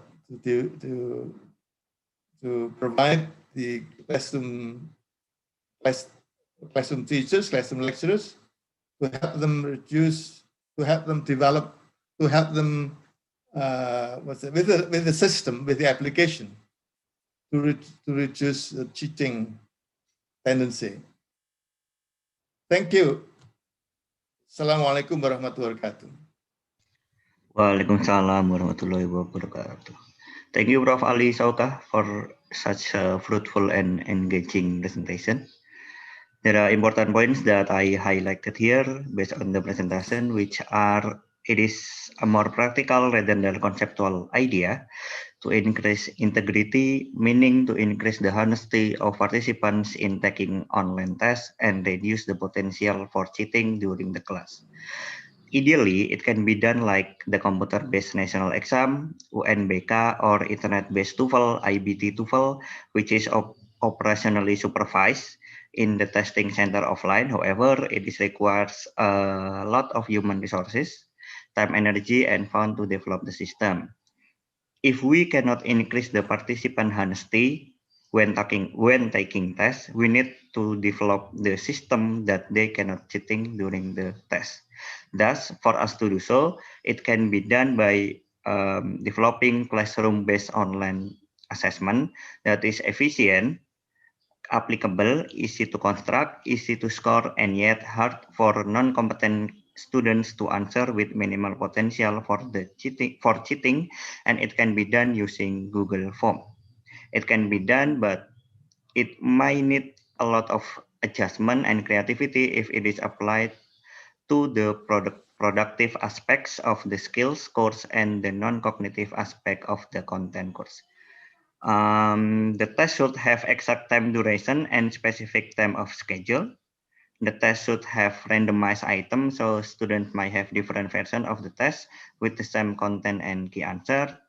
One page Google Form should contain only one subject or items with the subject button to click after they finish doing the test. The participant must write their email address in the Google Form for them to get their score, and that will be sent to their email. And lastly, the test should have the questionnaires of the student integrity report each semester. Okay, now I will invite one of the audience to directly ask the question to the speaker. Please, if there is anyone want to ask, shall click the raise hand button or open the device mic and camera. Is there anyone?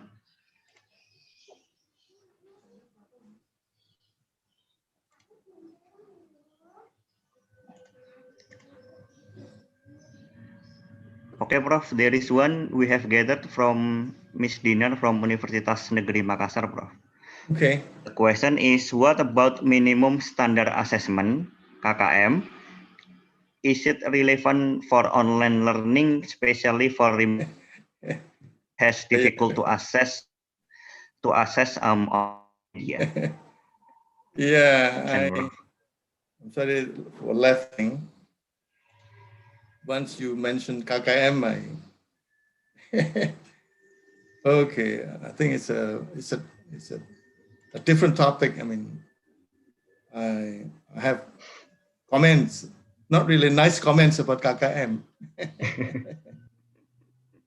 KKM is actually based on the idea of mastery learning. Yeah, KKM doesn't mean anything to the quality of education. Actually, I mean, I don't want to talk about KKM actually, but again,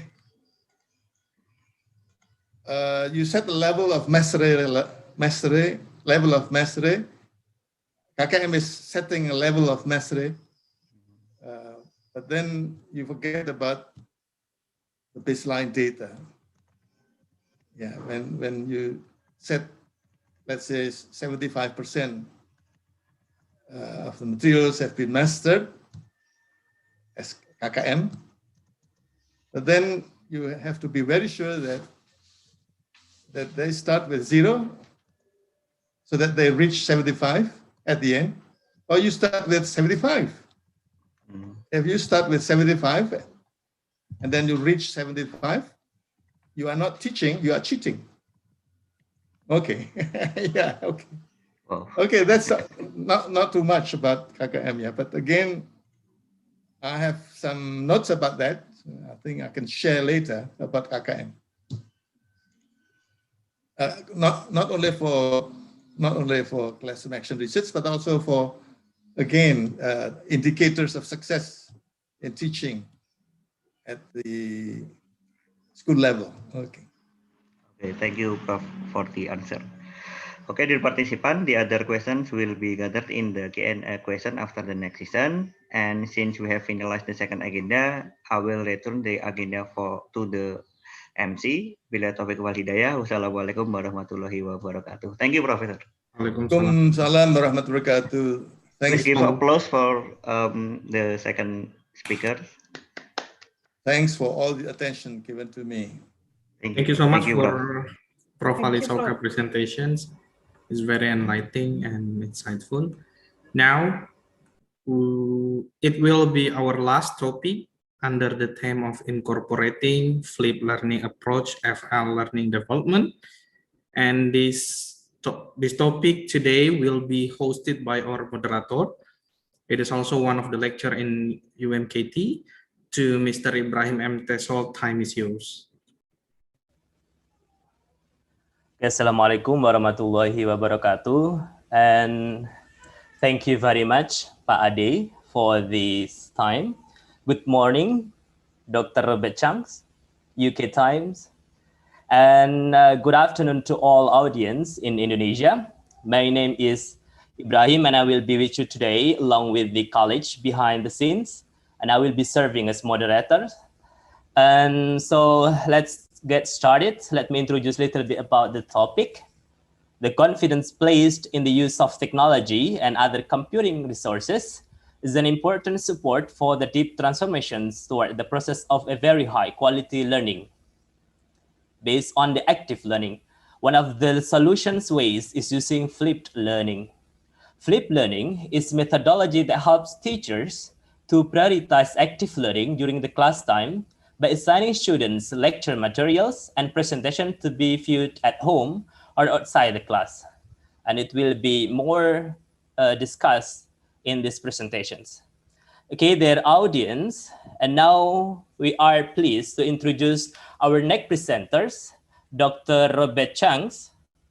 Dr. Robert Changs is a learning development tutor at the University for the Creative Arts, or UCA, as well as visiting learning skills lectures at Royal Central School of School and Drama, University of London. His pedagogical research interests center on academic literacy, English for specific purposes, genre analysis, and learning technologies. He received a doctoral in education, TESOL, from Queen's University, Belfast, and MA in applied linguistics from the University of Essex. He also holds Trinity College London certificates in International Business English Training, CERTIBET, and English UK certificate in Teaching Language with Technology, or CERTI-ICT. He is a fellow Higher Education Academy.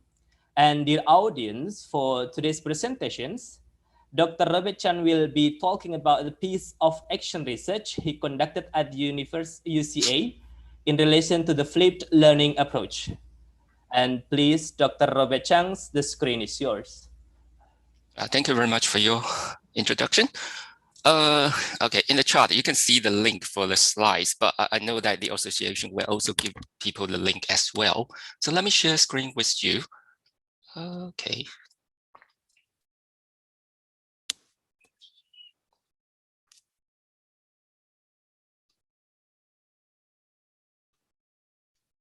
Yeah, just double check whether you can see it clearly and whether you can hear me. Yeah, is it okay for you to see the screen?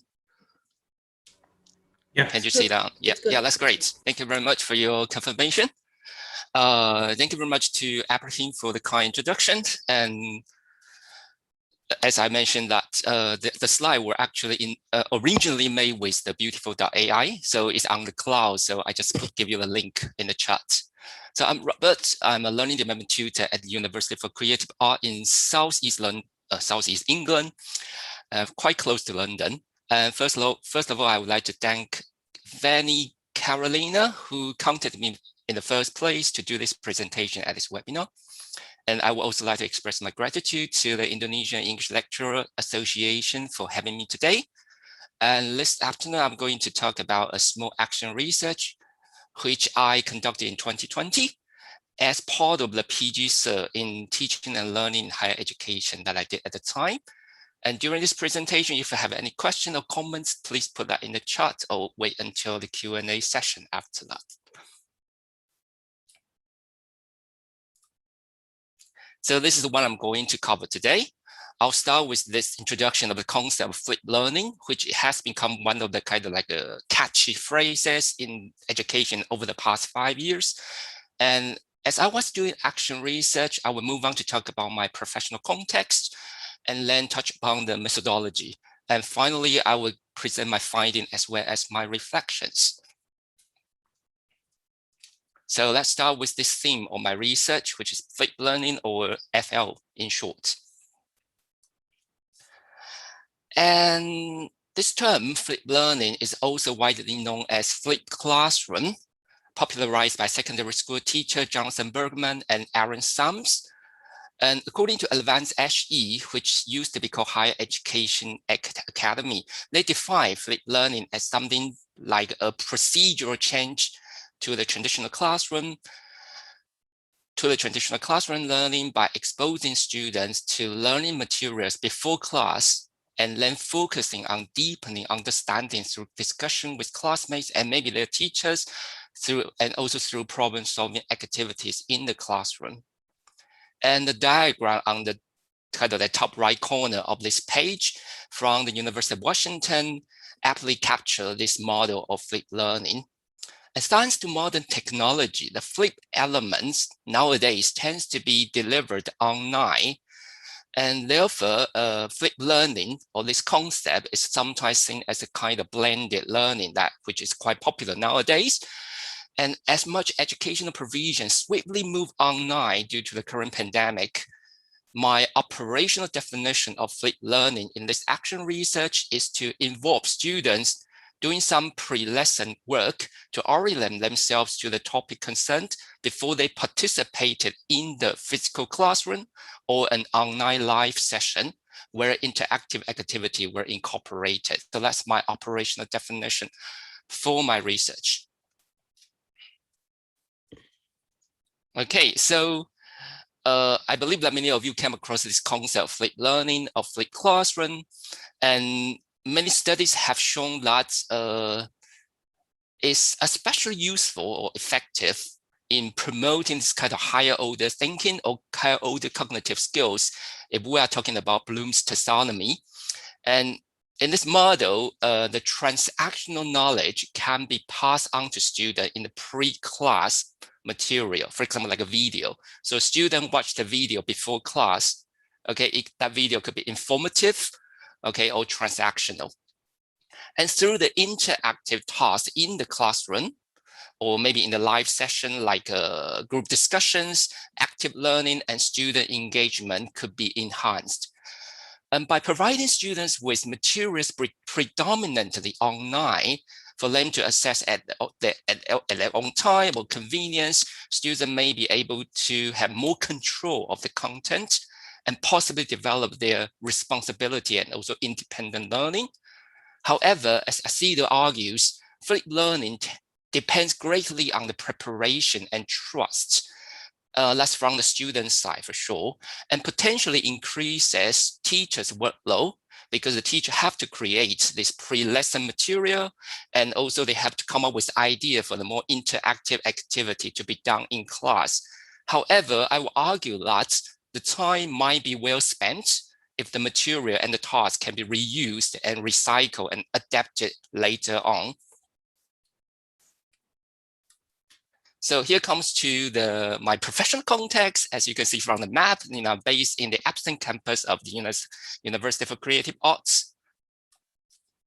So my university basically is a multi-campus university in Kent and Surrey of Southeast London, and developed from the merge of several long-standing arts and design institutions in that area. My campus is based on Epson. Epson is quite famous for horse racing. And it's located right outside Southwest London, so it's not far from London, about 35 minutes train journey from central London, where we offer undergraduate and postgraduate courses in fashion, graphic design, and creative businesses, which is the largest one. And at the Epson campus, I'm currently only full-time learning development tutor. And this field of learning development, I know that many of you are English language teachers. What we are doing are kind of overlap with what many English teachers are doing, but not exactly the same. So I like to give you kind of like an introduction about what this field of learning development is. Learning development, this term or this field as defined by John Houston, is a complex set of multidisciplinary and cross-disciplinary academic roles and functions. It involves teaching, tutoring, research, and the design and production of learning materials, and the involvement in staff development, policy making, and other consultative activities. And sometimes, or often, I would say lots, we are identified as what Celia Whitchurch called the third space professional or blended professional, who are different from the traditional academics like a Professor Ali and all the so-called administrators at a university. So we are sort of like a kind of like a in between, you know, between the academic and the administrator. But the expectation and also the contracts for learning developers vary from one institution to another in the UK and also in other countries like Australia. At my institution, I'm a member of the Resources Discovery and Liaison Department, which consists of learning technologists, library services, and learning development tutors. And in practice, my main responsibility is to support students' development of academic literacy, including EAP and study skills. And to some degree, as I mentioned earlier, what we are doing could be overlap with so-called English language teacher or English for academic purpose teacher, EAP teacher. But we are different from EAP teachers in terms of the target audience and the content of what we offer and also the modes of delivery. So when it comes to target audience, the EAP, when it comes to EAP, their students tend to be international students whose first language is not English. But for us, learning development tutors, we sort of like provide a service to students, include all students in my campus. And as for the content side, the EAP teacher tend to focus on the general academic English, whereas for us, not only we cover not only English language, but also the things like critical thinking, time management, teamwork skill, etc. And lastly, yes, EAP teacher, they tend to have more structured teaching provision. So for example, you might come across something called pre-sessional summer pre-sessional program, which normally take place before a new term starts. And that is rather structured and lasting for a month or several months. And they also tend to have some kind of weekly in-session program as well. But for us, we tend to do one-to-one, one-off sessions or very short meeting programs in response to individual subject teachers' needs. So in practice, I'm offer, as I mentioned earlier, I offer one-to-one or small group tutorials, generic skill sessions for all UCS students, for example, like webinars. We also produce so-called self-assess material, which might complement my teaching or may be available on my library, which is our library website. And finally, we offer so-called embedded support. And this is something that I would like to focus on today. So again, you know, because if you are not familiar with this concept of embeddedness of whether it's language teaching or maybe learning development support, then I would like to offer you a kind of definition or kind of like an overview of what that is. The support, academic literacy, study skill, or even math and statistics can be boiled down to standalone model. Some people call it boiled down, and the integrated or embedded model. As Ursula Wingate suggests, embedded learning support is to develop and support student learning in their courses. They are not standalone or kind of like a deviated from students' course. Rather, we are kind of embedded into students' courses. So in this study, the embedded session requested by subject lecturers were examined. So there will be 3. And the embeddedness of these sessions can be manifested in terms of the content, which is customized for the target students and their assessment, and also in the timetabling. So which means that these sessions didn't take place in kind of inconvenient times like lunch hours or maybe after regular office hour, like in the evening. And attendance is generally speaking, is encouraged by their subject tutors, but this is not compulsory. So all these sessions are not compulsory. Students can come and go if they like. And generally speaking, I don't take any attendance record, but for this research, I did have that information. So let me give you more detail about these 3 sessions that I did to be examined in this action research project. And all these 3 sessions, they were all one-off. They took place in the early half of 2020. The first and the second one lasted for 1.5 hours. And for the third one, I was only allocated 1 hour. And the first session was for the first year BA Marketing and BA Business and Management students about case study writing, which they were about to do. And there were about 22 students in the register, but only 10 students attended, including one who wasn't in the register. The second session was about the subgenre of academic writing called literary review. And that is for students of several MA courses in the business school for the creative industries. And due to the lockdown situation in England from late March, I think it's 23rd of March, this session had to take place online. And so I used the platform called Blackboard Collaborate. So today, actually Zoom is something that I'm not very familiar with. I normally use Blackboard Collaborate or Microsoft Teams, at least in my practice. So I use this platform, Blackboard Collaborate, which is embedded within my university virtual learning environment, or VLE. And this is a relatively large classroom class with 80 students in the register and 75 attendees. But this figure 75 is actually the kind of maximum number of students within that online session. As I mentioned earlier, the student can come and go as they wish. So this is the highest number of students in that online live session. And the very last session to be reported today was about reflective writing. And this is a task that a small group of MA students in international jewelry management and luxury brand management had to do during that term. And there were 10 attendees in that online session. And it's very important to note here that all the sessions were requested by their subject tutors. So I basically had very little say about when these sessions should take place, what these sessions have to be about. But during the period I planned for this action research, I only had these 3 sessions at the time. Okay. So let me move on to the methodology side. So with this central inquiry, this research question I had in mind, I wanted to know whether flipped learning approach, as we have already discussed, and also as Ibrahim has already talked about or introduced, there are also some benefits about active learning, also this kind of thing associated with flipped learning approach. So I wanted to know whether this flipped learning approach could enhance student participation and engagement in the kind of one-off learning development session that I have.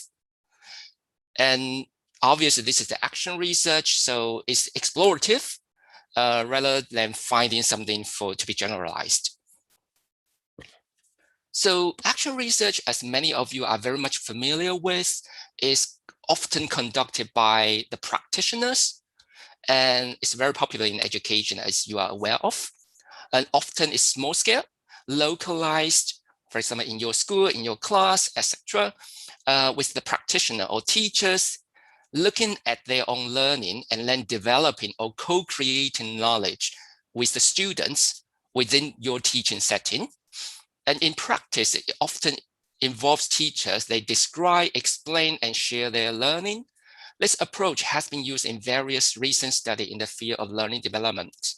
with a sample of example as I listed here on the slide, taken from the Journal of Learning Development in Higher Education. So this is actually quite a popular approach that learning developers are using.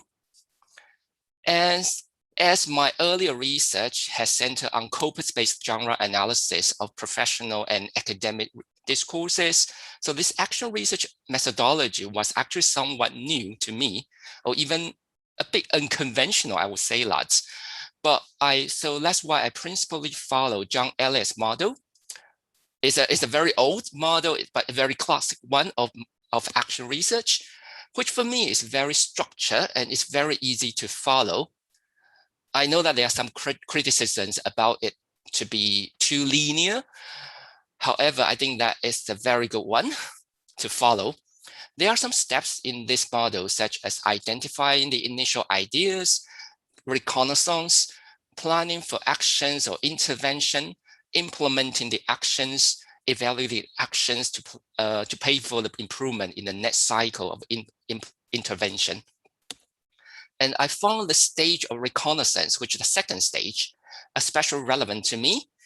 So if you have experience of doing ESP or English for specific purposes, like a business English teaching, you may be familiar with this concept of needs analysis. I think this concept or this practice of needs analysis is very similar to this second step here in the model called reconnaissance. As for me, as a learning development tutor with this kind of one-off sessions, with different groups of students, this fact-finding and analysis of each scenario forms the basis for me to plan and also implement the intervention, and also to do the data collection. So this reconnaissance for me is probably the most important and relevant stage to me in my research. When it comes to research methods, I kept a reflected journal on something called Penzu. It's a PENZU. So if you don't know about this online tool, you can just Google Penzu.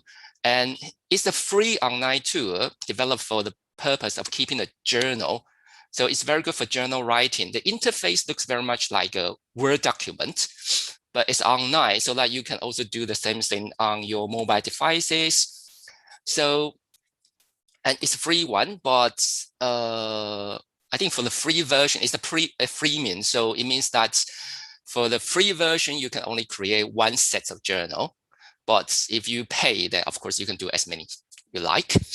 And in this journal, I include my observation in my teaching, my log of conducting the research, my reflections on the methodology, research ethic and student feedback, which are collected through various means after each intervention.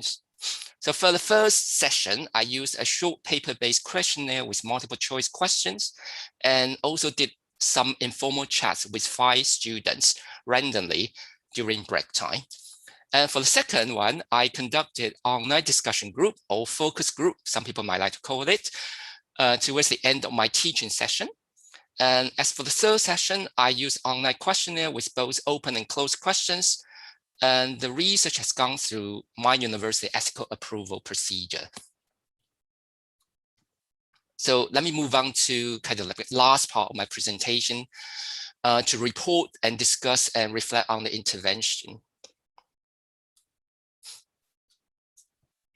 So when I wrote up my action research report, a very substantial part was about my reflection on the methodology side, such as why did I change the data collection method of students' feedback? Because as you can see, I use different methods for collecting students' feedback, okay, in consideration of all different issues like logistic, all practical constraints, the management of each tool, and also response rate, and also students' the kind of degree of their participation in their responses.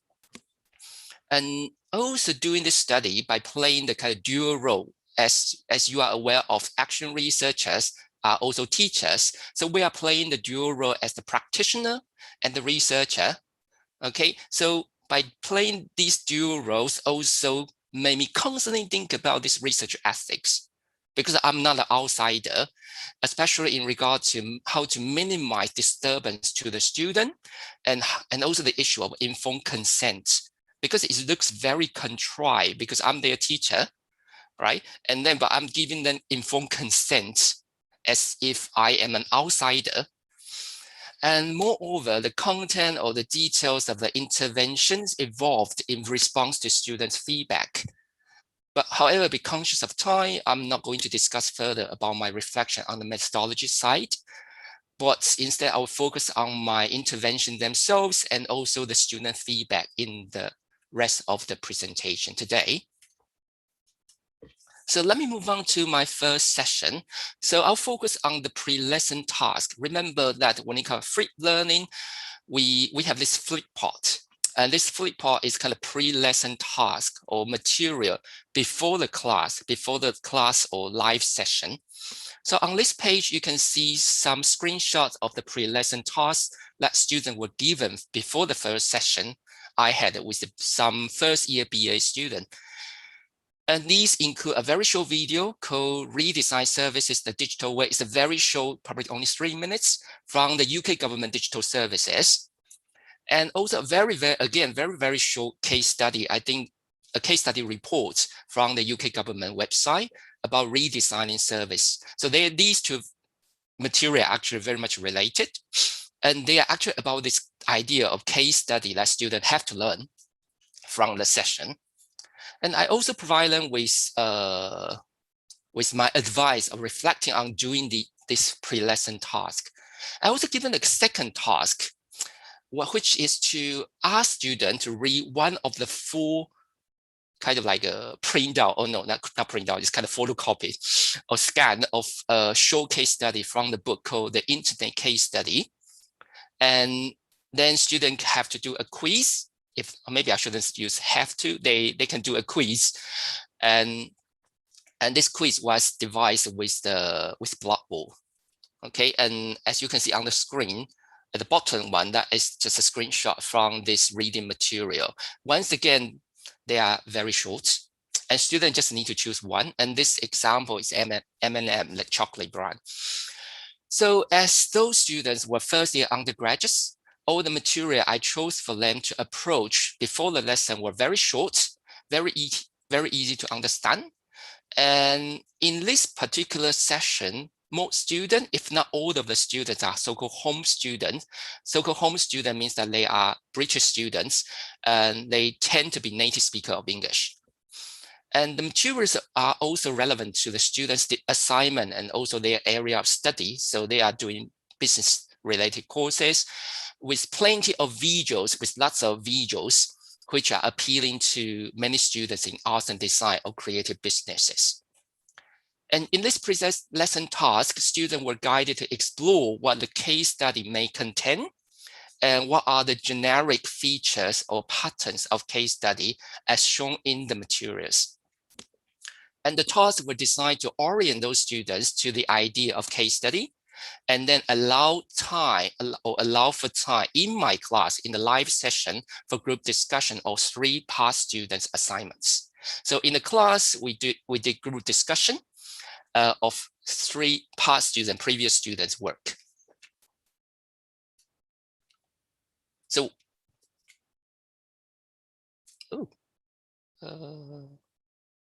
yes. Yeah, so let me move on to the feedback. So based on the students' feedback, they thought that the pre-lesson tasks were adequate in terms of workload and can be done within 30 minutes. And they also found the task somewhat useful to orient them to the session topic, which is case study, and help set them in the context or environment. Some students also suggested that they learned about some management theories and fundamental ideas of the topic. They also learned about problem-solving skills and how to start with questions from this pre-lesson task. The relevance between the task and their engagement in the classroom session was not very clear. One student who completed the questionnaire did not actually do the pre-lesson task due to the access to the VLE or virtual learning environment space. And it's very difficult for me to tell whether this problem was due to the temporary personal IT issues or the more broader issue of inclusivity or the digital divide. And from this feedback, I also found that the communication about the pre-lesson task need to be improved, and also the link between the pre-lesson and class task could be strengthened and also explicitly explained. So let me move on to the second one. For the second task, if you remember, so for the second session, I had MA student from the business school, and they are going to do literature review. So this session is about literature review. So what I did for the pre-lesson task is that I did a recorded presentation to introduce this subgenre literature review, and then I uploaded that presentation, recorded presentation, to the course VLE space for students to watch. And also there is a quiz to follow.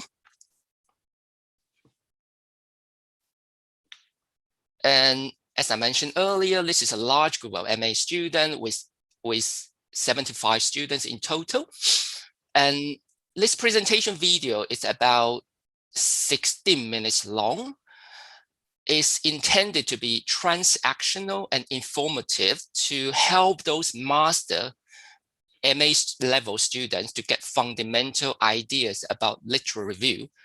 And those students in this group came from diverse linguistic background. It's different from the first session I had. For this session, most students came from non-English speaking background or international students. And because none of the pre-lesson tasks are really compulsory, in consideration that some students might not do the task, or maybe they just forgot what that is, in the class or in the live session, I reiterated all key concepts or strategy of doing things like paraphrasing, summarizing, etc. in the classroom as well.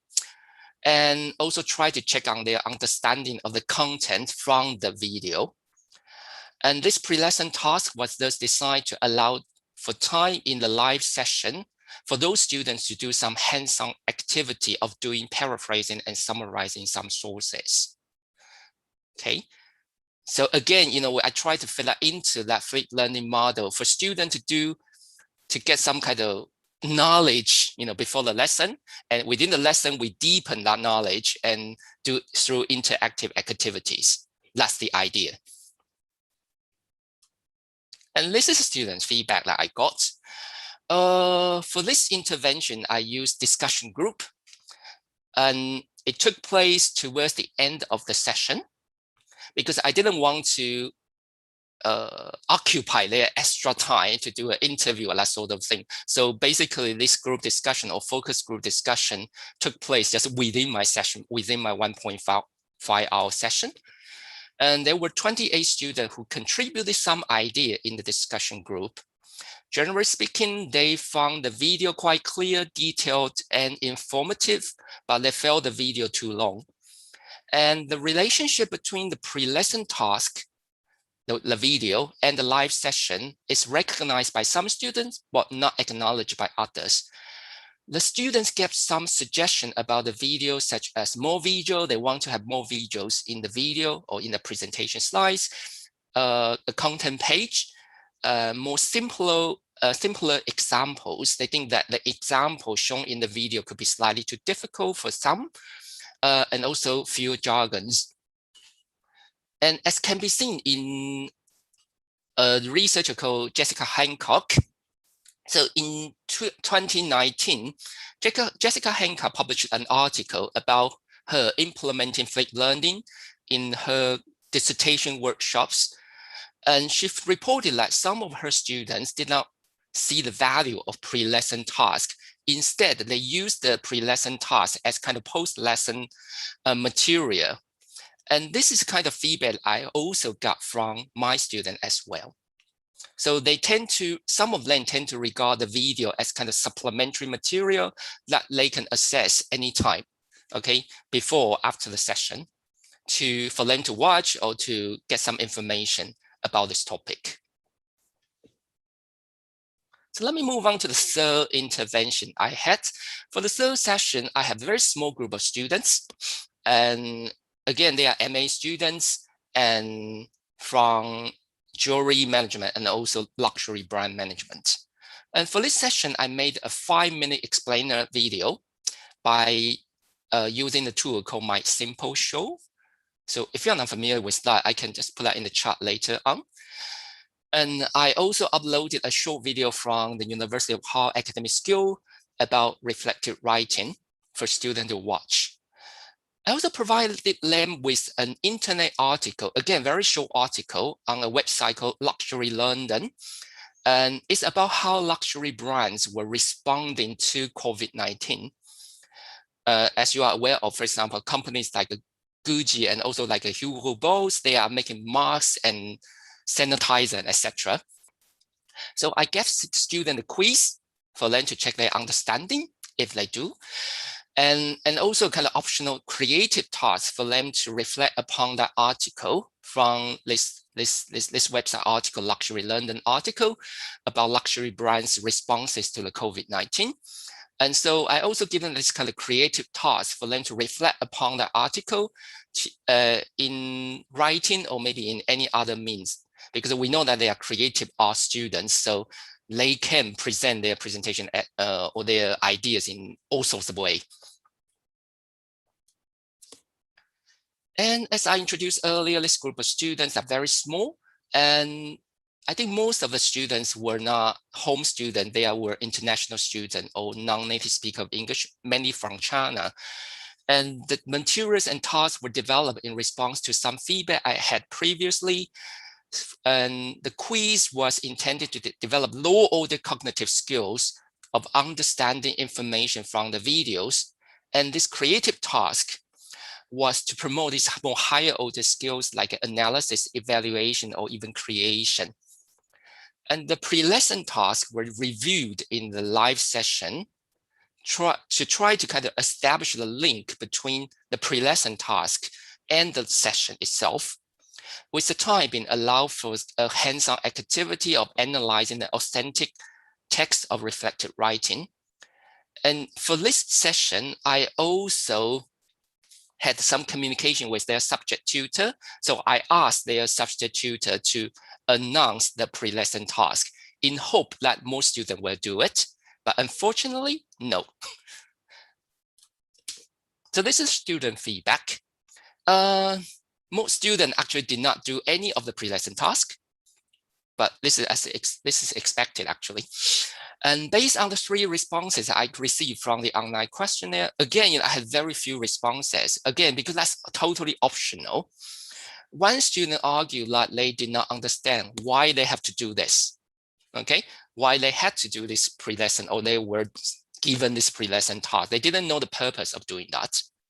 And 2 respondents or 2 students that would prefer the receptive task of watching the video and reading the article. And 1 student, however, prefer the more creative, productive type of task. And it's also very difficult to tell from these three students' response whether this pre-lesson task better position them to engage in the live session, even though all 3 of them wants to have more this kind of material in the future. So let me move on to my conclusion. So to conclude, first of all, the student, this study basically is very exploratory. Its action research is exploratory, and the findings are certainly very restricted in terms of the quality and quantity of students' feedback. But even though the respondents seemed to express some degree of positivity towards pre-lesson tasks, so there seems to be positive towards the pre-lesson task. And there seems to be some usefulness, but I'm very tentative. I just say some or a little usefulness to enhance their participation in the lesson. The materials initially intended for flipped learning might be more welcome and perceived by some students as complementary or supplementary asynchronous materials.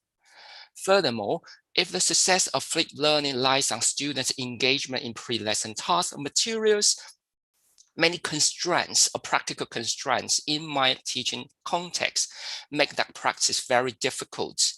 as evidence in this research that the majority of students did not actually do the pre-lesson tasks. The sessions were one-off, and it's very difficult for me to develop kind of bond or rapport with those students like their subject tutors might do from regular lessons. And therefore, there is little communication that I could do to prepare the student for flipped learning. Previous research about flipped learning researchers have already argued that this communication about the benefits or about the approach of flipped learning is extremely important for the success of it.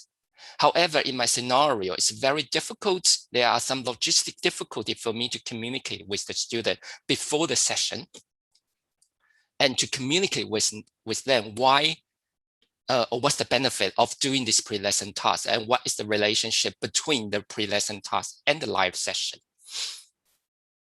Furthermore, the sessions could be regarded by some students as add-ons or low stakes. After all, those sessions are not about students' content area, and I am not those students' lecturers, so I'm not teaching them subject knowledge. And also I don't have a say in terms of their final scores. But very interestingly, coincidentally, very recent, just last month in June, because I'm a reviewer of the Journal of Learning Development in Higher Education, I just came across a manuscript, which is not published yet, but that also reported very similar observation as I did. That also did this flipped learning during the lockdown period. And she or he also concluded that flipped classroom model might not work as anticipated. So I'm afraid that maybe I have already disappointed you by presenting the intervention, which was not actually very successful. However, I do believe that the organic nature of action research methodology helped me to reflect and to learn, which I believe is the basis for us as teachers to work with our students in such a volatile environment that we are facing at the moment. I provided the list of bibliography. Those references were mentioned in the slides. And yeah, that's it. So Mary, thank you very much for listening. If you have any thoughts and questions, put in the chat or maybe later in the Q&A.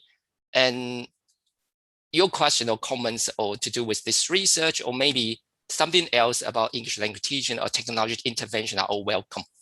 So thank you very much for your time. Hand it back to Abraham. Thank you very much, Dr. Robert Changs.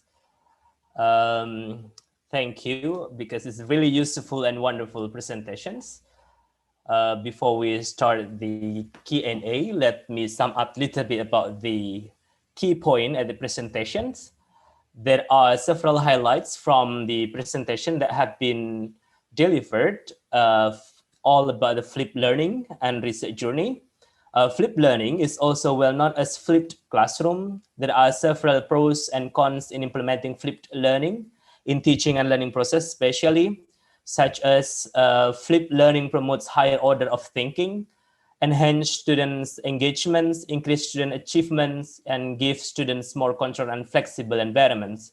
But it should be considered about remember that there are also cons in this implementation, such as adding teacher workload.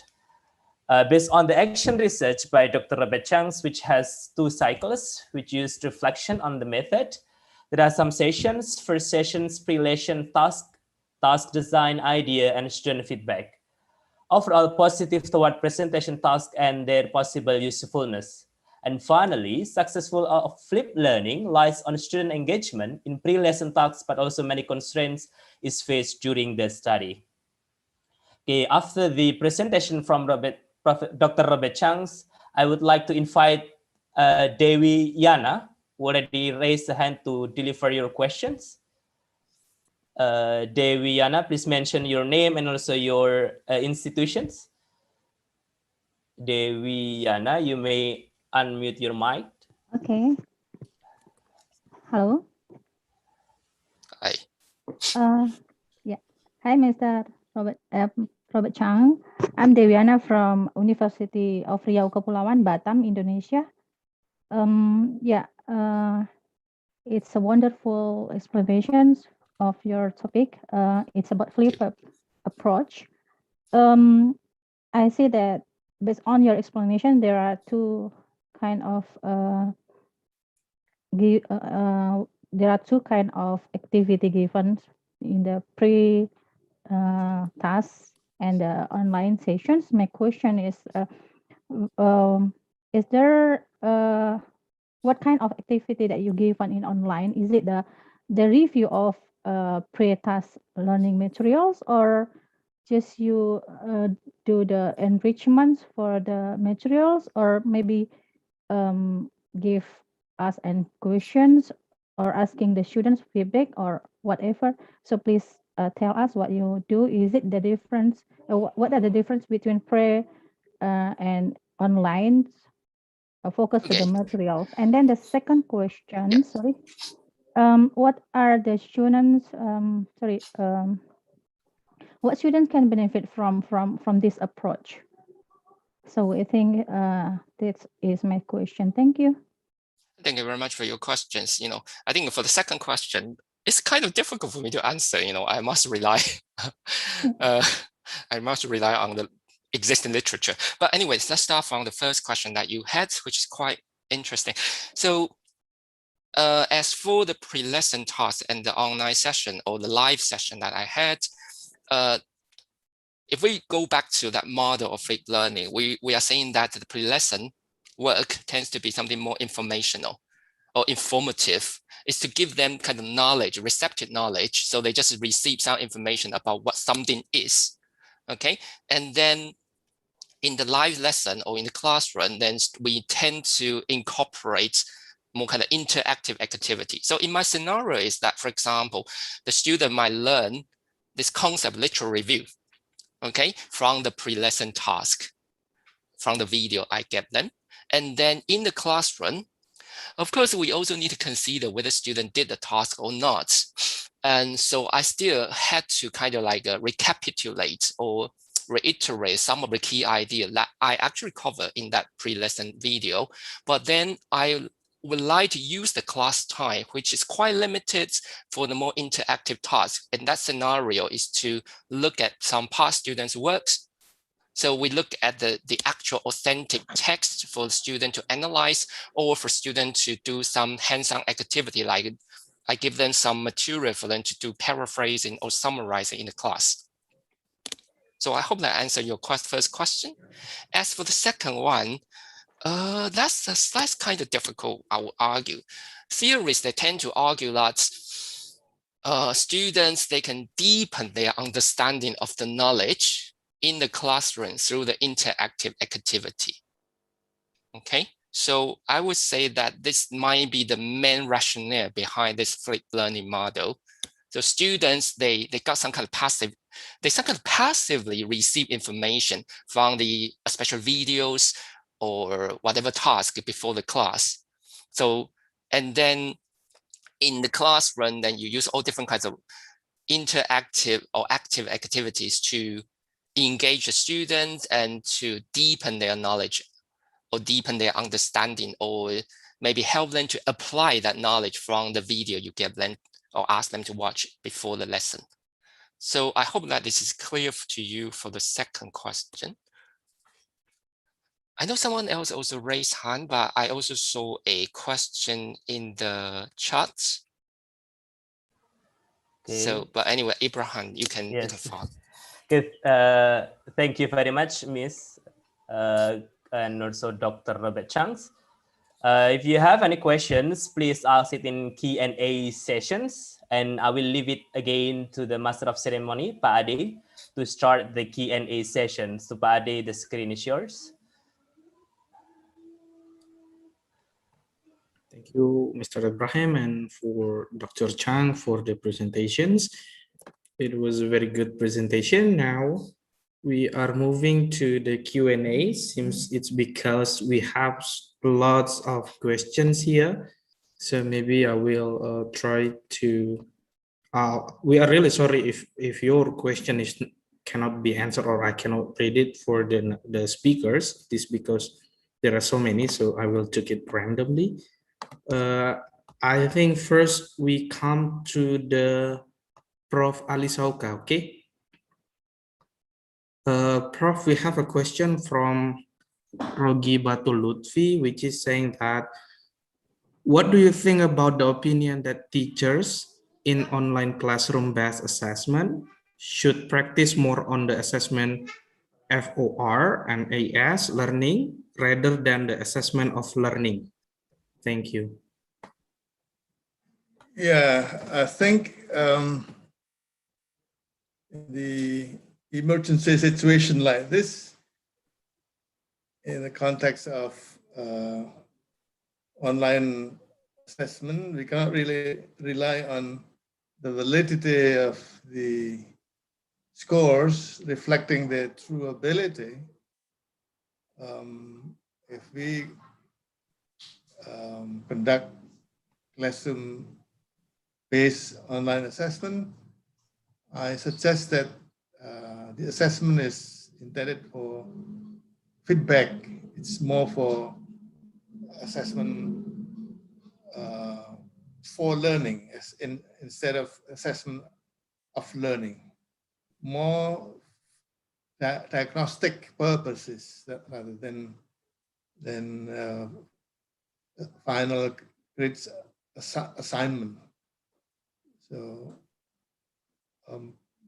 why? Because we don't know what happens when students are taking tests. Of course, and then if we can put all the students in one place, and then there's a proctor over there, then it's possible to guarantee that they really do the test with high integrity. Okay. Even when I still remember when before the pandemic, the lecturers, the classroom teachers have to be very strict in supervising and detecting and identifying tendency to cheating behaviors. Okay. Okay, so I think I suggest that instead of using the classroom-based online assessment of learning, I think it should be more focused on getting feedback about their weaknesses, so that then they can modify their learning strategies. Teachers can also modify their teaching strategies to improve the quality of learning. And authentic assessment can be integrated into teaching. Okay, so while teaching, assessment can also be inserted to get some some evidence about their performance from time to time. Okay, thank you. I hope I have answered the question. Yeah. Okay, sir. We have another two questions here. Let me read from the Dian Novita. Recently, project-based assessment is demanding implemented in the classroom to assess the knowledge and the skill, even the attitude itself. What do you think about it? Yeah, again, when project-based assessment is done individually, ideally a project-based assessment should be done collaboratively among students, so that then it's also again accumulation of evidence to make the decision about the final grade should be based on lots of sources of evidence. Among others is project-based assignment. Okay. So not single evidence-based, multi-evidence-based to make the decision about their final grade, because the final grade will also affect their future in the form of the grade point average. Okay, grade point average is still very important in fact, in their careers. Okay. Okay, sir. Maybe here's the last question for you. But he didn't mention his name, but I think that's okay. I'm dealing with the teens who are technology savvy. Would you mind sharing any tips how to catch up with them in tech update to increase their engagement in the class? I think all of us also, when we have a student, sometimes they are much better. Yeah, I think we us. already have the so-called the philosophy of making students engaged in learning by involving them in not only a single stage, but multiple stages of learning. So teachers should help students find sources, not provide them with the knowledge available in the internet, for instance. Involving them to be engaged in looking for material sources from the internet will make them more interested in learning rather than lecturing in the class. And that is good for the teachers, right? I mean, the teachers do not have to work very hard by explaining things all the time in the class. It's going to be very boring, and there's still a teacher explaining all the time in the class. Helping students find sources from the internet and helping them about how to make use of the available materials in the internet. And I would say that teachers, with the advancement of technology, may have different roles. So the definition of teaching, according to the dictionary, should be revised with new roles in the advancement of technology. Thank you. Thank you, Prof. Ali Sauka, for answering the questions. Now we are moving to Bu Rahmi. Bu Rahmi masih ada di sini. Oh ya. Yeah. Okay, Bu Rahmi, this is a question for you. How to assess our student when we use Mentimeter since their names are anonymous? Well, I think it's easier. It depends on the skill that you want to assess. If it is speaking, yeah, it is quite hard because it is quite difficult because Mentimeter is very useful to be used for writing assessment. So if it is writing assessment, then you just ask them to write a paragraph and then write their names because they will give their feedback to you. And the good thing about Mentimeter is that you can have the result recorded, so directly from Mentimeter. So lecturers or educators do not have to have much time anymore to find or to give result. That's it from me. Okay, this is another questions. I think it's from Adam, but I think it is actually a good question anyway. Is it include as a free access in the government quota belajar? Without that any apps, it will be useless. But before you answer that questions, it is also my question actually. What do you think about since it is it needs a internet connection, right? What do you think with when we have a problem in the remote area when we don't have stable signal, something like that? All right. So I will answer the first question. Of course, it is not provided by government. Yeah. Okay, but using that quota, I think you can download Mentimeter. Okay, using quota provided by the government, you can download because it is easy to be downloaded even using your handphone or cell phone. Okay, and then for the second question, yes, that is the biggest problem.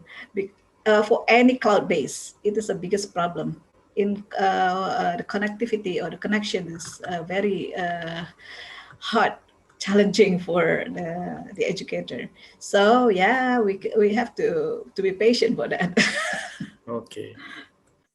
Okay. Thank you for Bu Rahmi for answering the questions. You're welcome. Okay. Now we are moving to Dr. Chang.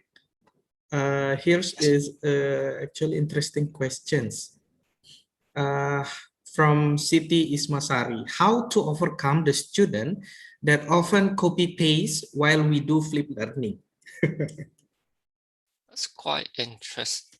Well, first of all, I didn't experience that because I think this is not the context I experienced, but when it comes to copy paste, it really depends on the task you set for students. So I'm not quite sure what you can do in the English language classroom at all different kinds of level. So for example, I don't know whether you might like to introduce the vocabulary in the video first, and then try to consolidate their knowledge of that vocabulary in the classroom. I'm not sure whether that's the case you are talking about, but in my situation, I didn't experience that, I must say that. Okay. Okay, next question is from Fitriansa. In the flipped learning, what is happening is most of the students did not learn the subject before the live session, live class or physical class. What are the solutions? Yes, I think I saw this question. So, and I have seen the same question in Slido already.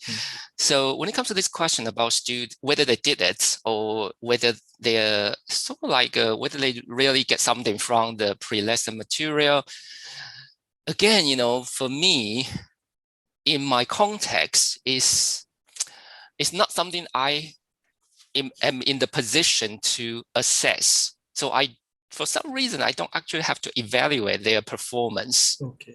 So I wouldn't like to say that, but for me, is that I don't mind whether they do it or not, because it's totally optional. However, as you can see from my second and third intervention, for the first one, I actually did not repeat the information from the task I set for them. But for the second and third, I decided to cover that, which means I have to reteach the things in the video or in the material I gave them before the class, because there's an assumption that many students actually did not do it. Okay. And that's also the fact.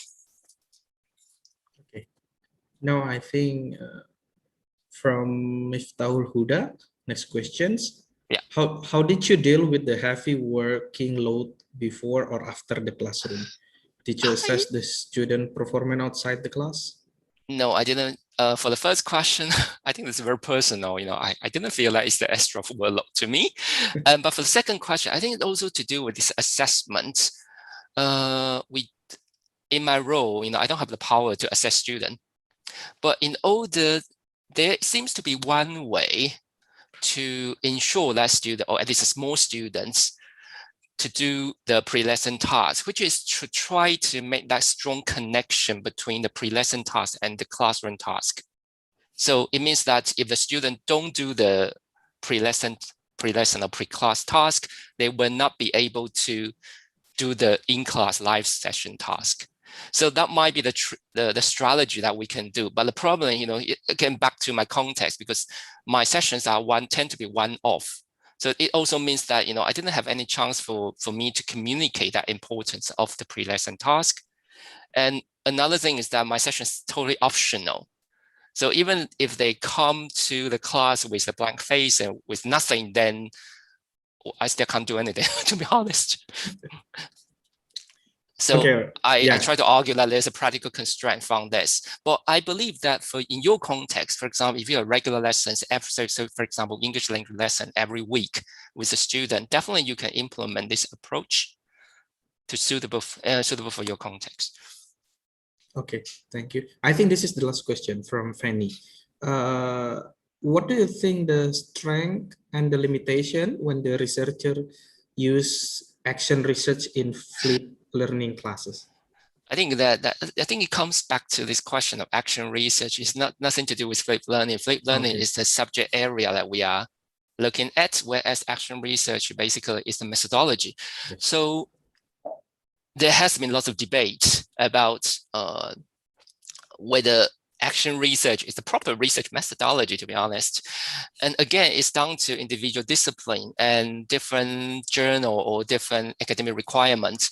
So in certain discipline, action research is not very much discouraged. It's pseudo research, but whereas in lots of humanity areas or in education, actual research has been very much valued as a form of qualitative type of research, and it's transformational.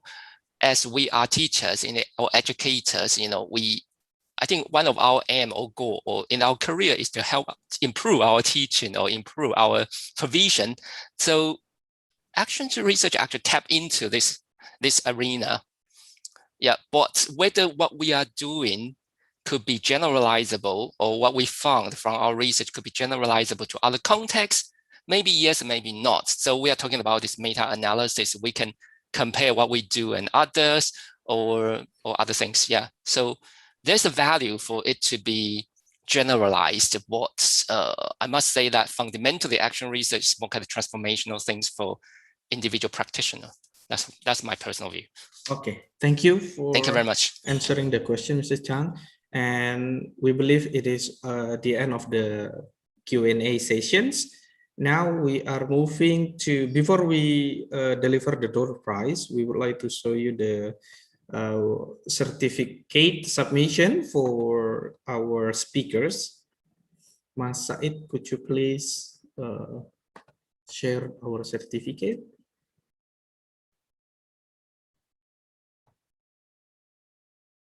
Okay, here's the certificate, and we'd like to say thank you for these three speakers, Prof. Ali, Dr. Robert Chang, and Bu Rahmi, for giving us the insightful material today. Okay, thank you, Mas Said. Now we are moving to door prize sessions, I believe, and Mas Said also will deliver the spin because this is a random choosing. So let's see whether you are lucky enough to get the door prize or not.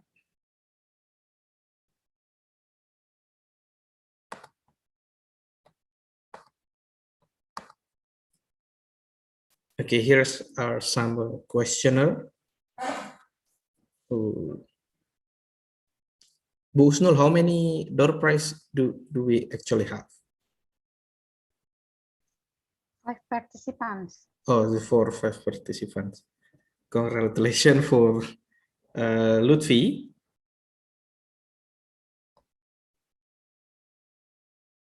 Okay, next.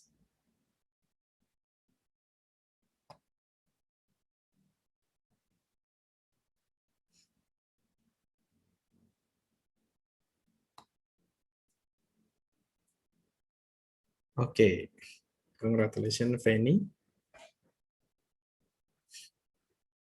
I wish my name was here too. Next, Mas Adi. Yeah, next. Lutfi and Fanny. We still have 3 more. Masih ada 3 lagi.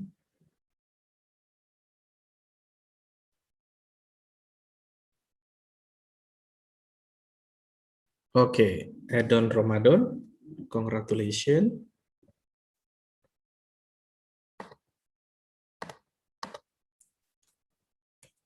Next.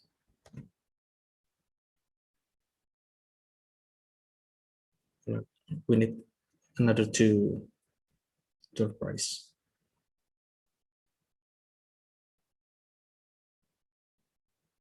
Okay, congratulations for Mustahil Huda. And terakhir, last one.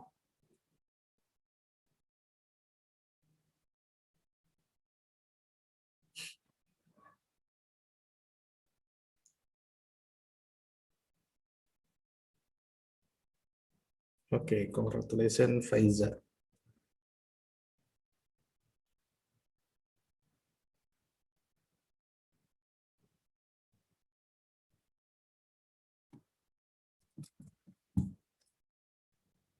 Oke, cukup Mas Said. Okay, before we jump to our closing remarks, we would like to hear our closing statement from our speakers. So we start from Professor Ali Sauka. Would you please give us a closing statement regarding the topic? Yeah, the closing statement, yeah, about classroom-based assessment, classroom-based online assessment. Be very careful in making the decisions for our students based on not really highly valid data. So better make wrong decision, but good for the students. I think that's important. The important aspect of assessment is making the decision about the students, and I think the future of the students is number one. Okay. Thank you. Thank you, Prof. Ali Sauka, for the closing statement. We are moving to Bu Rahmi. Would you please give us a closing statement? All right, thank you. Teaching and assessing during COVID-19 pandemic, despite of the negative impact, we also have to be thankful that in this situation we can get positive impact as well, especially for the educators. They become more creative to find out solutions how to teach students in distance, and it is very, and this activity or this event has a very fruitful impact also for us, and hopefully we can have this event again and again in the future. Thank you very much for all the committee and also the board members of AILA. All right, thank you so much, Bu you. Rahmi. Now for the last closing statement to Dr. Chang, would you please to give us a closing statement, please? Thank you very much. I didn't actually prepare anything for this, but anyway. Yeah. Okay, so and to follow what Ragni say, so I think this pandemic actually accelerated the use of technology, and hopefully in the years to come, beyond just something like a weird bells and whistles of technologies, we can start to look at more on the pedagogy side of using technology to enhance students' learning and engage and to better engage students in the classroom and beyond, and also give students more control and responsibility in their learning. Yeah, that's it. Thank you very much for inviting me for today's session. Okay. All right. Thank you so much. Okay. In the last session later on, we will play a video for Ayala profile. But before that, we close up our agenda today. On behalf of Indonesian English Lecture Association and University of Muhammadiyah Kalimantan Timur, thank you all the audience for making time to join us here today. It's been our pleasure to conduct this event. To end our webinar today, let's say Hamdallah, Alhamdulillah Rabbil Alamin. And we would like to say thank you to all of our amazing speakers for today. I think that's all for today. Thank you so much. And for all of you who get the door prize, you can contact our committee. Okay. Thank you so much. We'll see you again next time. Thank you. Thank you. Bye-bye. Take care, everybody. Thank you very much. Prof. Thank Dr. you, Chang. Dr. Chang. Thank you. Bu Rahmi Thank and you. Prof. Yeah, Ali. thank you, Aris. Nice to have met you. Thank you very much. Thank It's my pleasure to meet you Rahmi. too. Yeah, Prof.